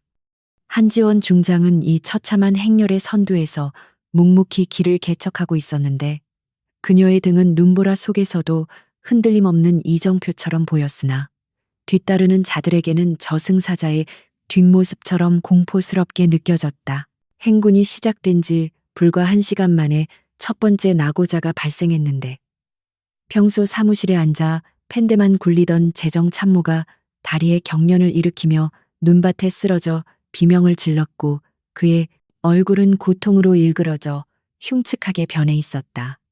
그는 동상으로 감각이 없어진 발을 부여잡고 살려달라고 울부짖었으나 입에서 나오는 침이 즉시 얼어붙어 얼굴에 달라붙는 끔찍한 광경이 연출되었고 이는 나머지 장교들에게도 전염병처럼 공포를 확산시켰다.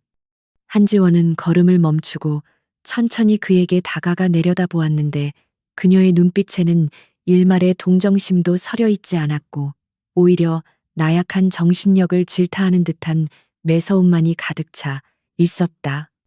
그녀는 쓰러진 재정 참모의 멱살을 잡아 일으켜 세우며 병사들은 이보다 더한 고통 속에서도 임무를 완수한다며 엄살 부리지 말고 걸으라고 명령했고 그녀의 목소리는 폭풍우를 뚫고 뇌리에 꽂혔다. 최병호 소장은 이미 체력의 한계를 넘어선 지 오래였으나 한지원에 대한 두려움이 그를 억지로 움직이게 만드는 동력이 되고 있었는데 그는 걸을 때마다 무릎이 꺾이고 발목이 돌아가는 고통을 느껴야 했다. 그는 속으로 끊임없이 욕설을 내뱉으며 이 상황을 저주했지만 입 밖으로 소리를 낼 힘조차 남아있지 않았고 그저 거친 숨소리만이 그의 생존을 증명하는 유일한 신호였다. 그의 머릿속에서는 따뜻한 집무실과 푹신한 소파, 그리고 김이 모락모락 나는 스테이크의 환영이 떠다니며 그를 괴롭혔고 이는 현실의 고통을 더욱 뼈저리게 느끼게 만드는 잔인한 고문이었다. 그는 비틀거리다. 옆에 있던 나무를 붙잡고 구역질을 해댔지만 위장에는 남은 것이 없어 쓴 위액만이 올라와 하얀 눈 위에 노란 얼룩을 남겼다. 한지원은 잠시 행군을 멈추고 장교들을 둥글게 모아 세웠는데 그녀는 이 지점이 바로 작년 겨울 훈련 도중 장비 부족으로 병사 한 명이 동사했던 장소임을 상기시키며 그들을 침묵하게 만들었다. 그녀는 눈 덮인 바위를 가리키며 그 병사가 마지막까지 어머니를 부르며 죽어갔던 곳이라고 설명했고, 장교들은 죄책감 때문인지 아니면 추위 때문인지 고개를 들지 못하고 바들바들 떨고만 있었다. 한지원은 그들의 얼굴을 하나하나 훑어보며 당신들이 횡령한 돈으로 산 고급 패딩 한 벌만 있었어도 그 병사는 살 수 있었다고 일갈했고, 그녀의 분노 섞인 목소리는 얼어붙은 숲을 울리며 그들의 심장을 찔렀다. 이 순간만큼은 혹한의 추위보다 그녀가 던지는 진실의 무게가 더 차갑고 무겁게 그들을 짓눌렀다. 다시 행군이 재개되었고 코스는 더욱 험난해졌는데, 가파른 경사와 미끄러운 빙판길이 이어지며 장교들은 네 발로 기어서 올라가야 하는 굴욕적인 상황에 처하게 되었고, 손톱이 깨지고 무릎이까지는 상처를 입었다. 군수 참모는 발을 헛디뎌 굴러 털어질 뻔했으나 뒤에 있던 707 대원이 발로 차서 멈춰 세우는 바람에 겨우 목숨을 건졌는데, 그는 고맙다는 말 대신 공포에 질린 눈으로 대원을 바라보았다. 그들은 이제 자신들이 군의 지휘관이라는 사실조차 망각한 채 오직 살아서 이 지옥을 벗어나고 싶다는 원초적인 욕망에만 사로잡혀 있었고, 인간으로서의 존엄성은 바닥까지 추락해 있었다. 한지원은 그들의 추태를 지켜보며 권력이라는 옷을 벗겨놓으면 인간이 얼마나 나약하고 보잘것없는 존재가 되는지를 다시 한번 확인하며 씁쓸한 미소를 지었다. 최병호는 정신이 혼미해지면서 환각을 보기 시작했는데, 눈보라 속에서 자신에게 돈을 상납했던 업자들의 얼굴이 나타나 웃고 있는가 하면 자신 때문에 고통받았던 병사들이 원망 섞인 눈으로 노려보는 모습이 보였다.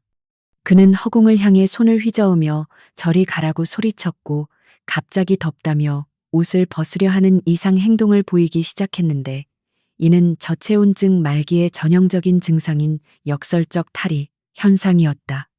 이를 발견한 한지원이 달려와 그의 뺨을 강하게 후려갈겨 정신을 차리게 만들었고, 옷을 벗으면 죽는다는 사실을 뼈저리게 각인시켰다. 최병호는 얼얼한 뺨을 감싸쥐고 멍하니 한지원을 바라보았는데, 그녀의 눈빛은 마치 저승사자가 아직 데려갈 때가 아니라며 돌려보내는 듯한 단호함을 담고 있었다. 한지원은 장교들의 상태가 예상보다 빠르게 악화되고 있음을 감지하고 잠시 휴식을 취하게 했는데, 그렇다고 해서 따뜻한 불을 피워주는 것은 아니었고, 그저 눈 위에 앉아 서로의 체온의 의지에 잠시 숨을 고르는 것이 전부였다. 장교들은 서로 껴안고 덜덜 떨며 체온을 나누려 애썼지만 이미 몸속 깊은 곳까지 냉기가 침투해 있어 아무런 온기도 느낄 수 없었고, 서로의 몸이 얼음 덩어리처럼 차갑게만 느껴졌다. 한지원은 그들 앞에서 초콜릿 발을 꺼내 천천히 씹어 먹으며 에너지를 보충했는데, 배고픔과 추위에 지친 장교들은 그녀의 손에 들린 초콜릿을 바라보며 침을 삼켰으나 감히 달라고 말할 용기는 없었다. 그녀는 먹다 남은 초콜릿 포장지를 주머니에 넣으며 병사들에게는 건빵 한 봉지 제대로 지급하지 않으면서 자신들은 산의 진미를 탐했던 당신들의 죄를 반성하라고 쏘아붙였다. 휴식이 끝나고 다시 출발하려 할 때 작전 참모가 더 이상 못 가겠다며 바닥에 드러누워 버티기 시작했는데, 그는 차라리 여기서 얼어 죽는 게 낫다며 울부짖었고, 그의 눈물 콧물은 얼굴 전체에 얼어붙어 괴물 같은 형상이 되어 있었다. 한지원은 그에게 다가가 허리춤에서 권총을 꺼내 장전하는 소리를 들려주며 전시 상황에서 명령, 불복종은 즉결 처형 대상임을 상기시켰고 총구를 그의 이마에 겨누었다. 작전 참모는 차가운 금속성이 이마에 닿자 소스라치게 놀라며 벌떡 일어났는데, 죽음에 대한 공포가 추위의 고통을 잠시나마 잊게 만든 것이었다. 한지원은 권총을 다시 집어넣으며 당신들의 목숨은 파리 목숨보다 못하지만 죗값을 치르기 전까지는 맘대로 죽을 수도 없다고 차갑게 경고했다. 밤은 점점 깊어가고 눈보라는 더욱 거세져 한 치 앞도 분간할 수 없는 화이트 아웃 현상이 발생했는데, 장교들은 서로의 허리춤을 잡고 일렬로 연결하여 겨우겨우 한지원의 뒤를 따랐다.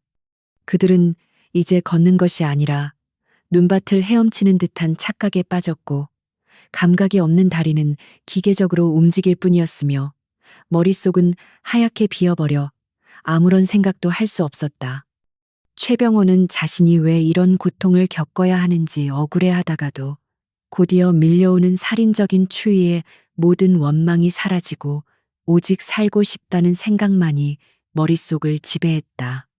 그는 무의식 중에 어머니를 찾으며 흐느꼈는데 그 모습은 천하를 호령하던 사단장의 위용은 온데간데 없고 그저 길 잃은 어린아이와 다를 바 없었다. 한지원은 험준한 고갯마루를 넘어 반환점에 도착했음을 알렸는데 그곳에는 앙상한 나무 한 그루가 외롭게 서 있었고 그 나무에는 707 부대의 표식이 새겨진 리본이 매달려 있었다. 장교들은 드디어 끝났다는 안도감에 주저앉으려 했으나 한지원은 이제 절반이 끝났을 뿐이라며 다시 왔던 길을 되돌아가야 한다고 선언해 그들을 절망의 구렁텅이로 몰아넣었다. 그들은 믿을 수 없다는 표정으로 한지원을 바라보며 제발 살려달라고 애원했으나 그녀는 왔던 길을 되돌아가는 것이야말로 진정한 극기 훈련이라며 뒤돌아보지 않고 다시 걸음을 옮겼다. 최병호는 바닥을 치며 통곡했으나 그의 울음소리는 거센 바람소리에 묻혀 흔적도 없이 사라져버렸고 그는 다시 지옥행 열차에 탑승해야만 했다. 돌아가는 길은 올 때보다 몇 배는 더 힘들었는데 이미 체력이 바닥난 상태에서 심리적인 저지선마저 무너져 버렸기 때문이었고 장교들은 거의 기어가다시피 하며 눈밭을 뒹굴었다.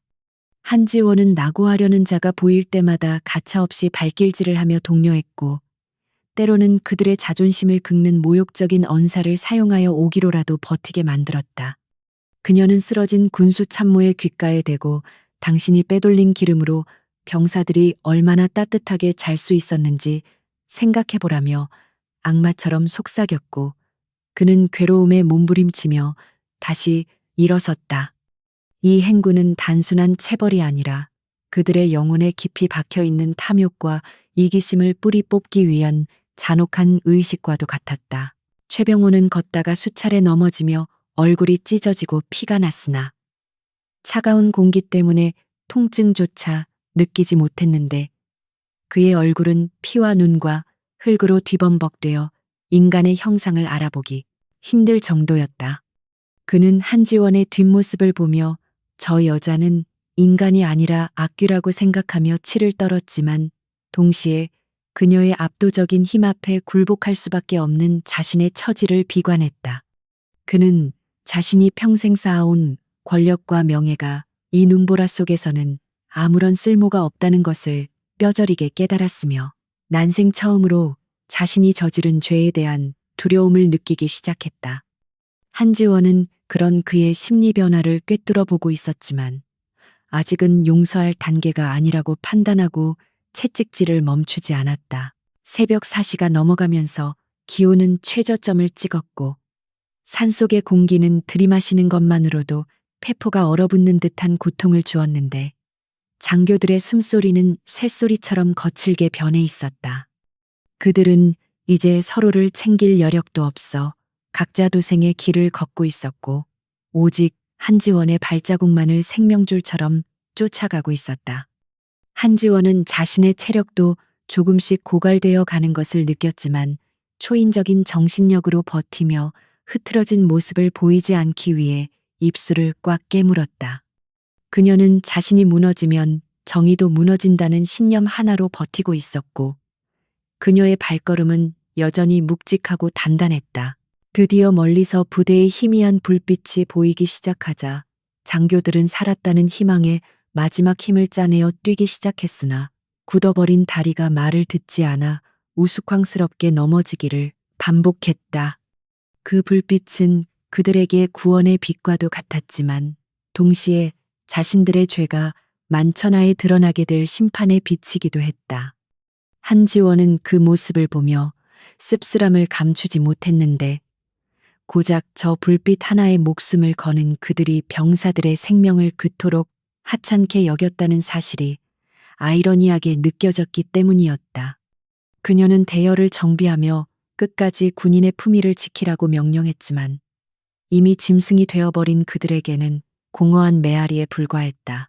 부대 정문에 도착했을 때 장교들은 모두 눈밭에 쓰러져 거친 숨을 몰아쉬었는데 그들의 몰골은 흡사 전쟁터에서 패배하고 돌아온 패잔병들보다 더 처참했다. 위병소의 병사들은 그 광경을 보고 경악을 금치 못했으나 내심 통쾌해하는 표정을 감추지 못했고 그들의 눈빛에는 한지원에 대한 존경심이 가득 차 있었다. 한지원은 쓰러진 최병호에게 다가가 내려다보며 아직 끝난 것이 아니라고 말했고 이제 법의 심판이 남아있음을 상기시켰다. 최병호는 눈을 감은 채 눈물만 흘리며 아무 말도 하지 못했는데 그것은 참회의 눈물이라기보다는 자신의 비참한 처지에 대한 연민의 눈물에 가까웠다.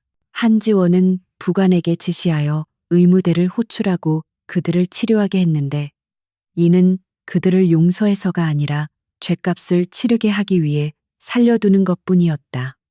앰뷸런스에 실려가는 장교들의 모습을 보며 한지원은 깊은 한숨을 내쉬었고 밤새 얼어붙었던 자신의 몸도 녹아내리는 것을 느꼈다. 그녀는 하늘을 올려다 보았는데 눈보라는 멈추고 구름 사이로 희미하게 여명이 밝아오고 있었고 그것은 길고 길었던 어둠의 시간이 끝나고 새로운 아침이 오고 있음을 알리는 신호였다. 그녀는 이제 남은 과제들을 정리하고 무너진 부대를 다시 세워야 한다는 막중한 책임감을 느끼며 사단 본부로 발걸음을 옮겼다.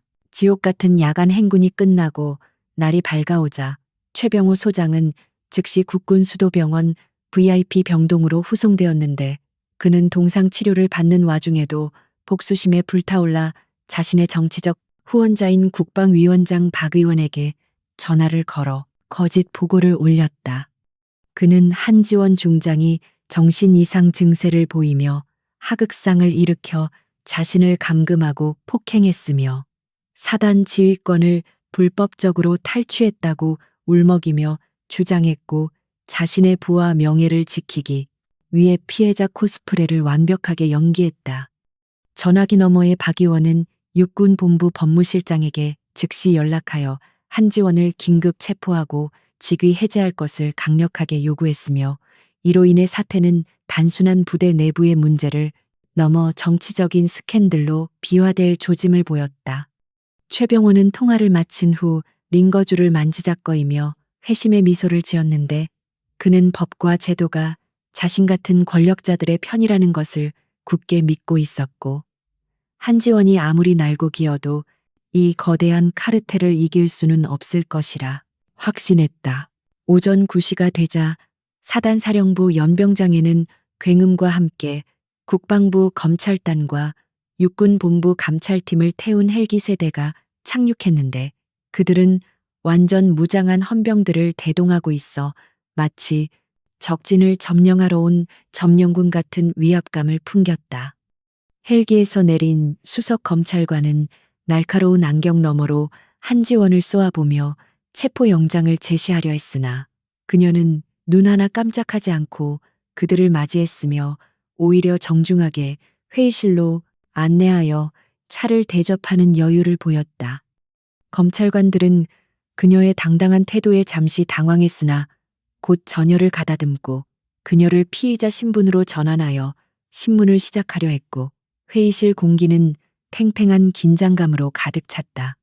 한지원은 자리에 앉아 차분하게 자신의 행동에 대한 정당성을 주장할 준비를 마쳤는데 그녀의 앞에는 밤새 정리한 방대한 분량의 증거 자료들이 산더미처럼 쌓여 있었다. 잠시 후 휠체어를 탄 최병호가 링거를 꽂은 채 회의실로 들어왔는데 그는 온몸에 붕대를 감고 마스크까지 착용하여 자신이 얼마나 처참하게 당했는지를 시각적으로 과시하려 애썼고 간호장교의 부축을 받으며 신음소리를 흘렸다. 그는 한지원을 보자마자 발작하듯 소리를 지르며 저 미친 여자가 나를 죽이려 했다고 고발했고 검찰관들에게 그녀의 계급장을 당장 떼어내라고 악을 썼는데 그 모습은 억울한 피해자라기보다는 악에 바친 패배자의 발악처럼 보였다. 수석 검찰관은 최병호의 상태를 살피며 혀를 찾고 한지원에게 상관 폭행 및 가혹행위 그리고 직권 남용 혐의를 적용하겠다고 통보하며 이는 군 형법상 최고 사형까지 가능한 중죄임을 강조했다.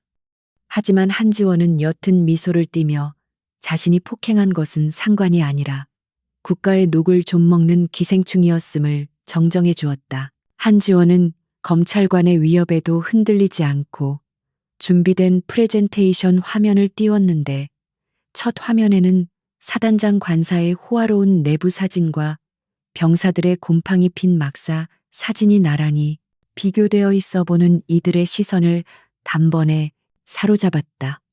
그녀는 레이저 포인터로 최병호가 빼돌린 남방류의 이동 경로와 횡령한 예산으로 구입한 고가의 미술품 목록, 그리고 유흥비 지출 내역을 적나라하게 공개하며 이것이 과연 군인의 행태인지 반문했다. 검찰관들은 예상치 못한 구체적인 증거 자료에 당황하며 서로의 얼굴을 쳐다보았고 최병호는 식은땀을 흘리며 저것들은 모두 조작된 자료라고 소리쳤으나 목소리에는 힘이 실리지 않았다. 한지원은 침착한 목소리로 이 모든 자료는 사단 경릭과 서버와 군수가 장부에서 추출한 원본 데이터임을 밝히며 디지털 포렌식 검증까지 마쳤음을 덧붙였다. 이어서 한지원은 결정적인 증인을 회의실로 호출했는데 문이 열리며 들어온 사람은 다름 아닌 어젯밤 동사 직전까지 갔다가 기적적으로 의식을 회복한 김민수 이병과 그의 부모님 그리고 수십 명의 전방 초소 병사 대표들이었다. 병사들은 휠체어에 앉아있는 최병호를 보자 분노에 찬 눈빛을 보였고 김민수 이병은 떨리는 목소리로 지난 겨울 동안 자신들이 겪었던 지옥 같은 추위와 굶주림에 대해 증언하기 시작했다. 그는 보급품으로 나온 핫팩을 구경조차 해본 적이 없으며 난방류가 없어 페트병에 뜨거운 물을 담아 껴안고 자야 했다고 고백했고 이를 듣던 김이병의 어머니는 오열하며 바닥에 주저앉았다. 검찰관들의 표정은 점차 굳어지기 시작했고 그들은 단순히 하극상 사건을 조사하러 왔다가 거대한 방산 비리의 실체를 마주하게 되었음을 직감했다. 최병호는 병사들의 증언이 이어지자 안절부절 못하며 그들의 입을 막으려 했으나 헌병들이 그를 제지했고 그는 병사들을 향해 너희들이 감히 사단장에게 반기를 드느냐며 군기, 교육대에 보내버리겠다고 협박했다. 하지만 그 협박은 오히려 검찰관들의 심기를 건드리는 자충수가 되었는데 수석 검찰관은 최병호에게 조용히 하라고 일갈하며 병사들의 증언을 끝까지 경청하는 태도를 보였다.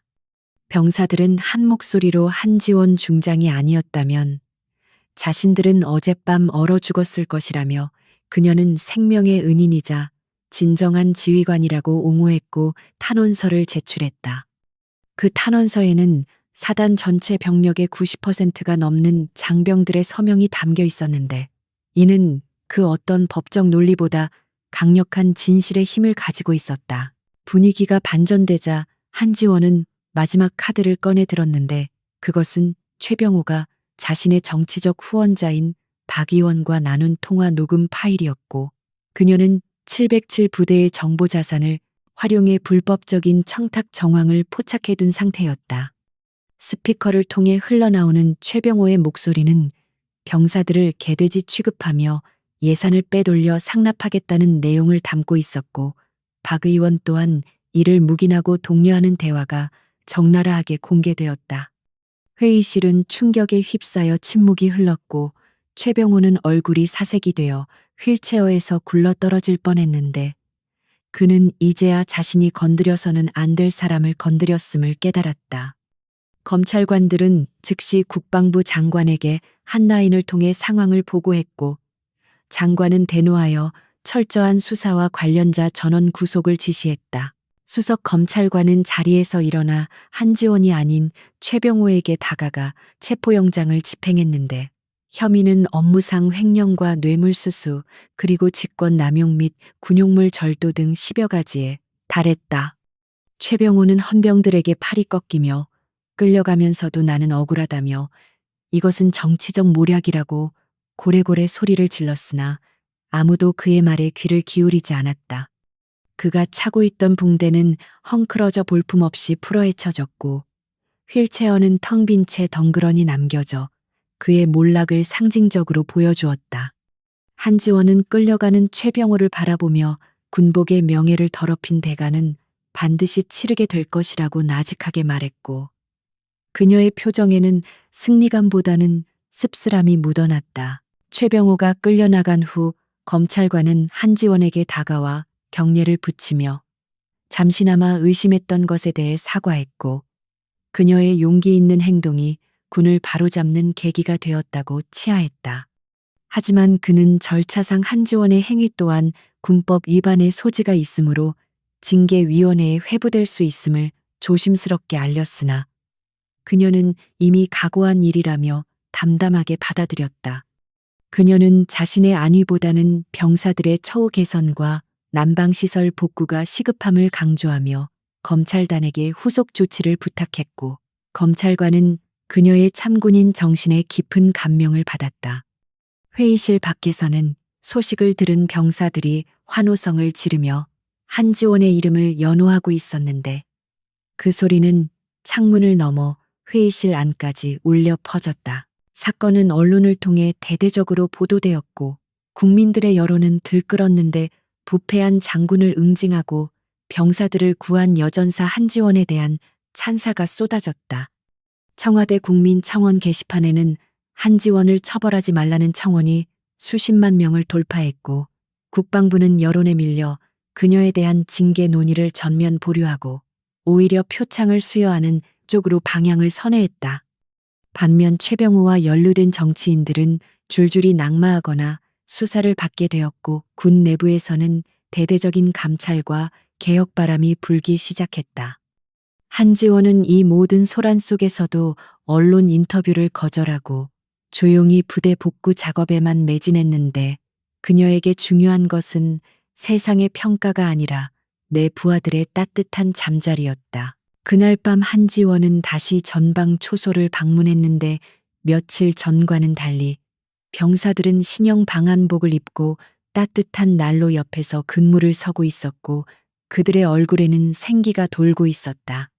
김민수 이병은 건강을 되찾아 밝은 모습으로 경례를 올렸고 한지원은 그의 어깨를 두드려주며 따뜻하냐고 물었는데 김미수 이병은 눈물을 글썽이며 세상에서 제일 따뜻하다고 대답했다.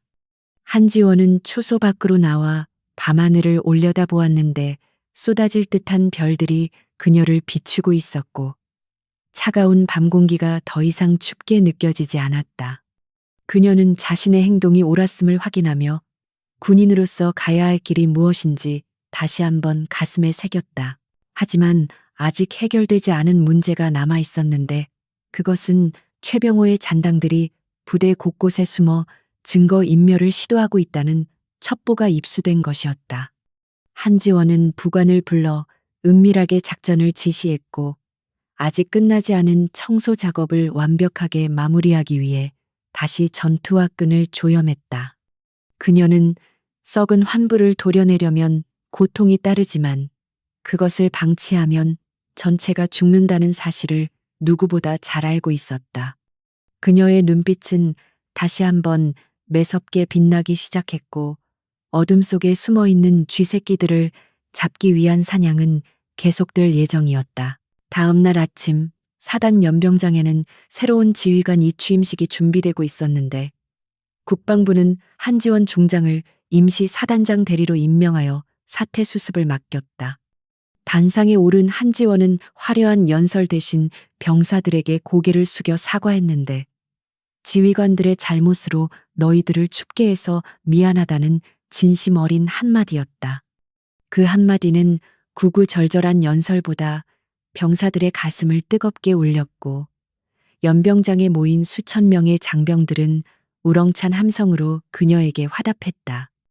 이제 21사단은 부패의 온상에서 가장 강한 정신력으로 무장한 최정예 부대로 다시 태어나고 있었다. 한지원은 집무실로 돌아와 최병호가 쓰던 호화로운 가구들을 모두 치우고 야전 침대 하나와 낡은 책상만을 들여놓았는데, 그녀는 병사들이 춥다면 나도 춥고 병사들이 배고프다면 나도 배고파야 한다는 지휘 철학을 실천하기 위함이었다. 그녀는 창밖을 바라보며 겨울이 가고 봄이 오듯이 이 부대에도 진정한 봄이 오기를 희망했다. 하지만 그녀는 알고 있었다. 평화는 거저 주어지는 것이 아니라 끊임없이 싸워서 지켜내야 하는 것임을, 그리고 그 싸움의 최전선에 항상 자신이 서 있을 것임을 다짐하며 그녀는 서류 더미 속으로 다시 파묻혔다. 계절의 여왕이라 불리는 봄이 찾아왔지만 강원도 산골짜기의 군사법정에는 여전히 서슬퍼런 한기가 감돌고 있었는데, 그것은 정의의 심판이 내려지기 직전의 엄숙함 때문이었다. 피고인석에 앉은 최병호는 더 이상 위세등등하던 사단장의 모습이 아니었고, 삭발된 머리에 푸른색 수의를 입은 초라한 죄인의 형상을 하고 있었으며 고개를 푹 숙인 채 판결을 기다리고 있었다. 재판장은 엄숙한 목소리로 판결문을 낭독하기 시작했는데, 피고인 최병호는 군인의 본분을 망각하고 국고를 횡령하여 개인의 사리사욕을 채웠으며 부하들의 생명을 담보로 위험한 도박을 벌인 죄가 매우 무겁다고 질타했다.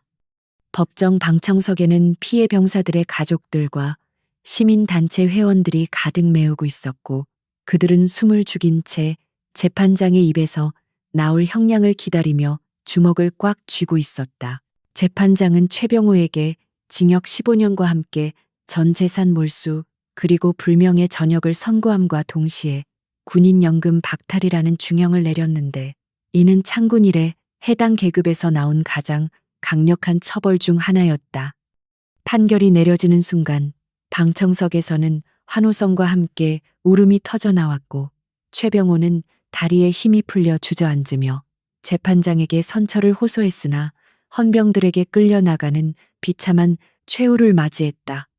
함께 기소된 참모들과 비리 연루 장교들 또한 줄줄이 실형을 선고받고 법정 구속되었는데, 이 장면은 전국의 뉴스 채널을 통해 생중계되며 군 내부의 부패 세력들에게 강력한 경고, 메시지를 전달했다.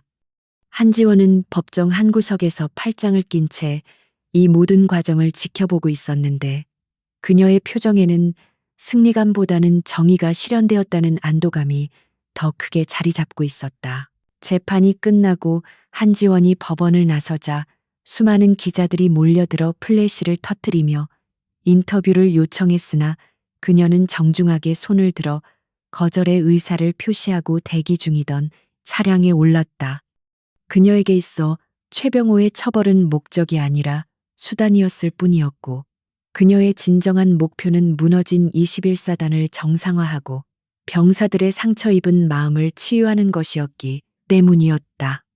차 안에서 그녀는 창밖으로 스쳐 지나가는 봄꽃들을 바라보며 지난 겨울에 혹독했던 추위를 회상했고, 그 추위를 견뎌낸 병사들에게 진정한 봄을 선물해주고 싶다는 생각에 잠겼다. 부대로 복귀하는 길에 그녀는 참모에게 전화를 걸어 새로운 보급품 도착 현황을 체크했고, 트럭 수십 대 분량의 최신형 방한 장비와 피복이 도착했다는 보고를 받고서야 비로소 옅은 미소를 지을 수 있었다. 부대에 도착한 한지원은 가장 먼저 병사 식당을 찾았는데, 그곳은 예전에 칙칙하고 냄새나던 곳이 아니라 리모델링을 통해 깔끔하고 위생적인 공간으로 탈바꿈해 있었다. 식단 또한 획기적으로 개선되어 있었는데, 횡령되었던 식재료 예산이 정상화되면서 병사들의 식판에는 고기 반찬과 신선한 과일이 가득 담겨 있었고, 병사들의 얼굴에는 윤기가 흐르고 있었다. 병사들은 한지원이 들어오자 식사 도중 기립하여 우렁찬 목소리로 인사를 건넸는데, 그것은 강요에 의한 것이 아니라 마음에서 우러나오는 존경의 표시였다.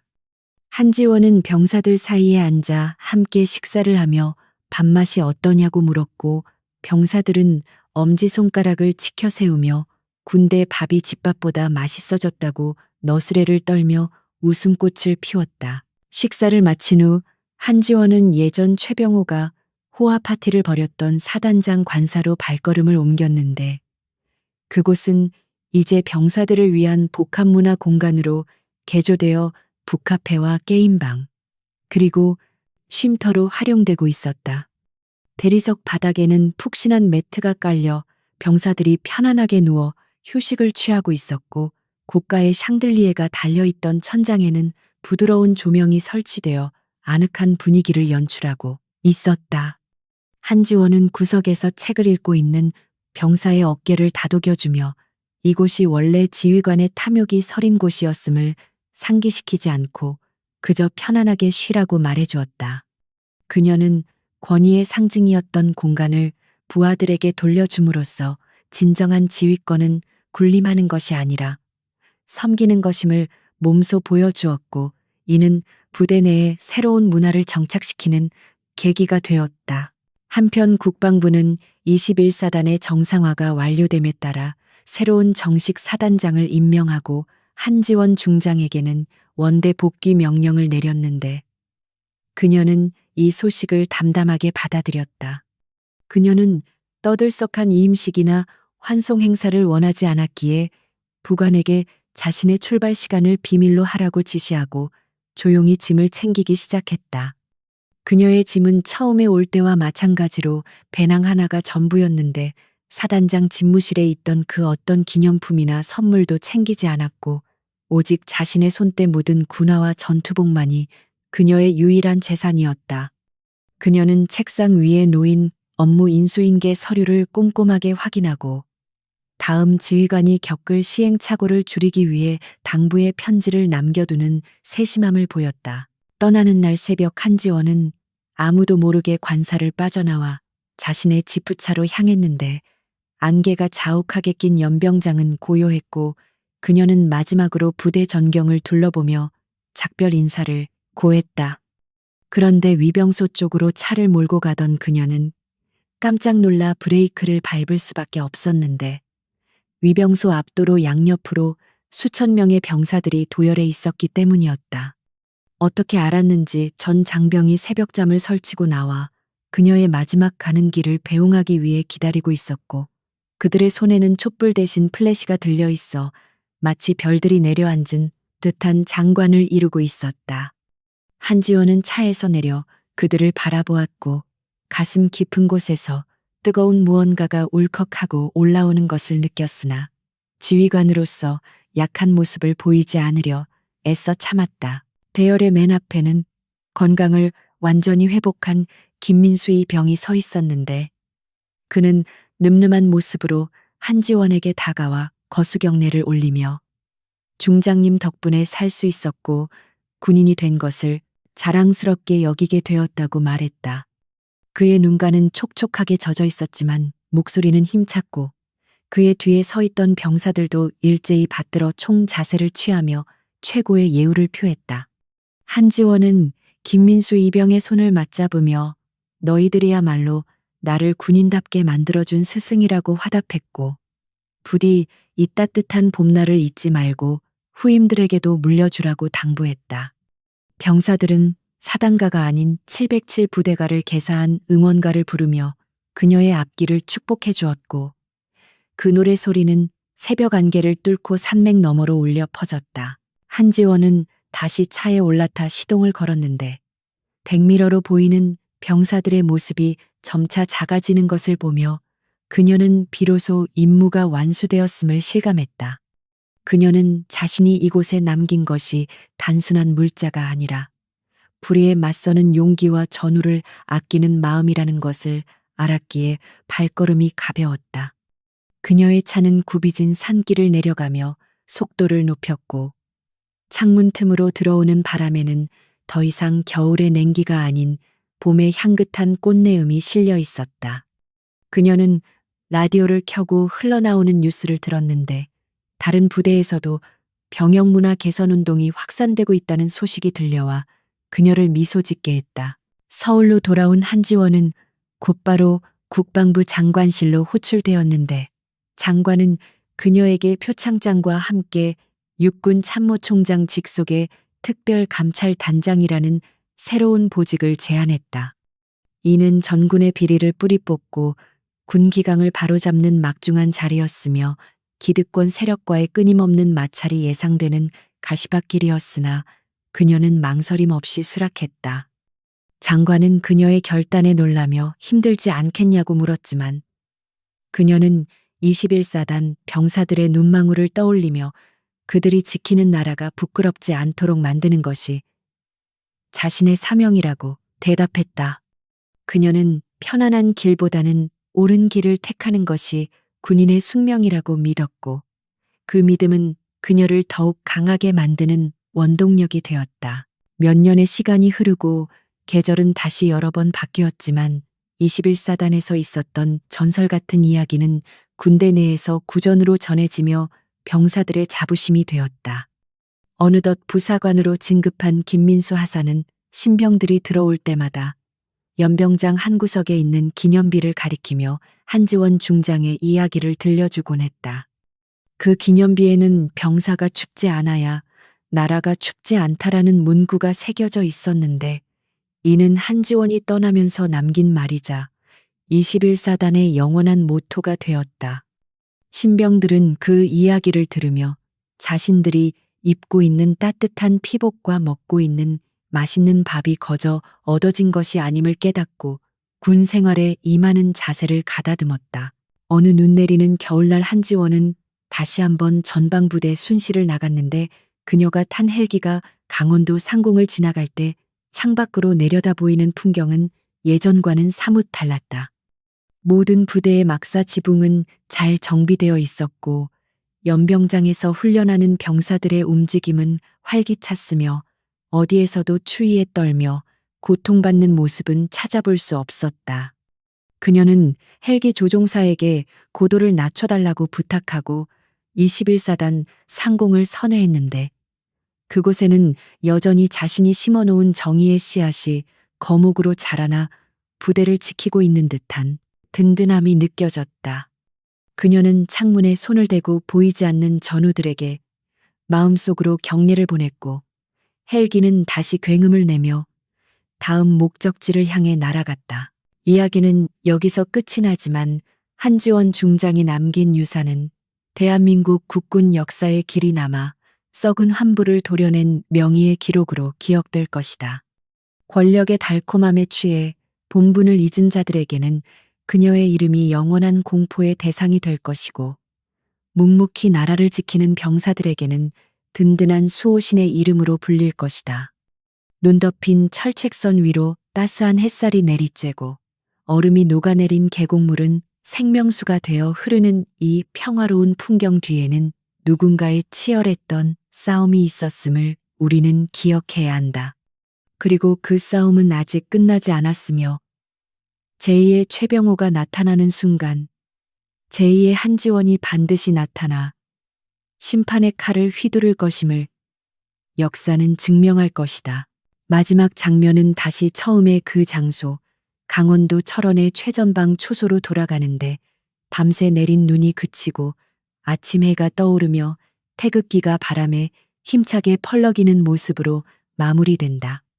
보초를 서던 병사는 교대하러 온 전우에게 따뜻한 캔커피를 건네며 수고했다는 말을 건넸고 그들의 입가에 번지는 하얀 입김은 더 이상 고통의 신호가 아니라 살아있음의 증거처럼 보였다. 카메라는 서서히 멀어지며 광활한 산맥과 그 속에 자리 잡은 부대의 전경을 비추고 화면 가득히 희망이라는 두 글자가 떠오르는 듯한 여운을 남긴다. 진정한 강함이란 남을 짓밟는 것이 아니라 소중한 것을 지키기 위해 자신을 던지는 것임을 이 이야기는 우리에게 조용히 속삭이고 있다.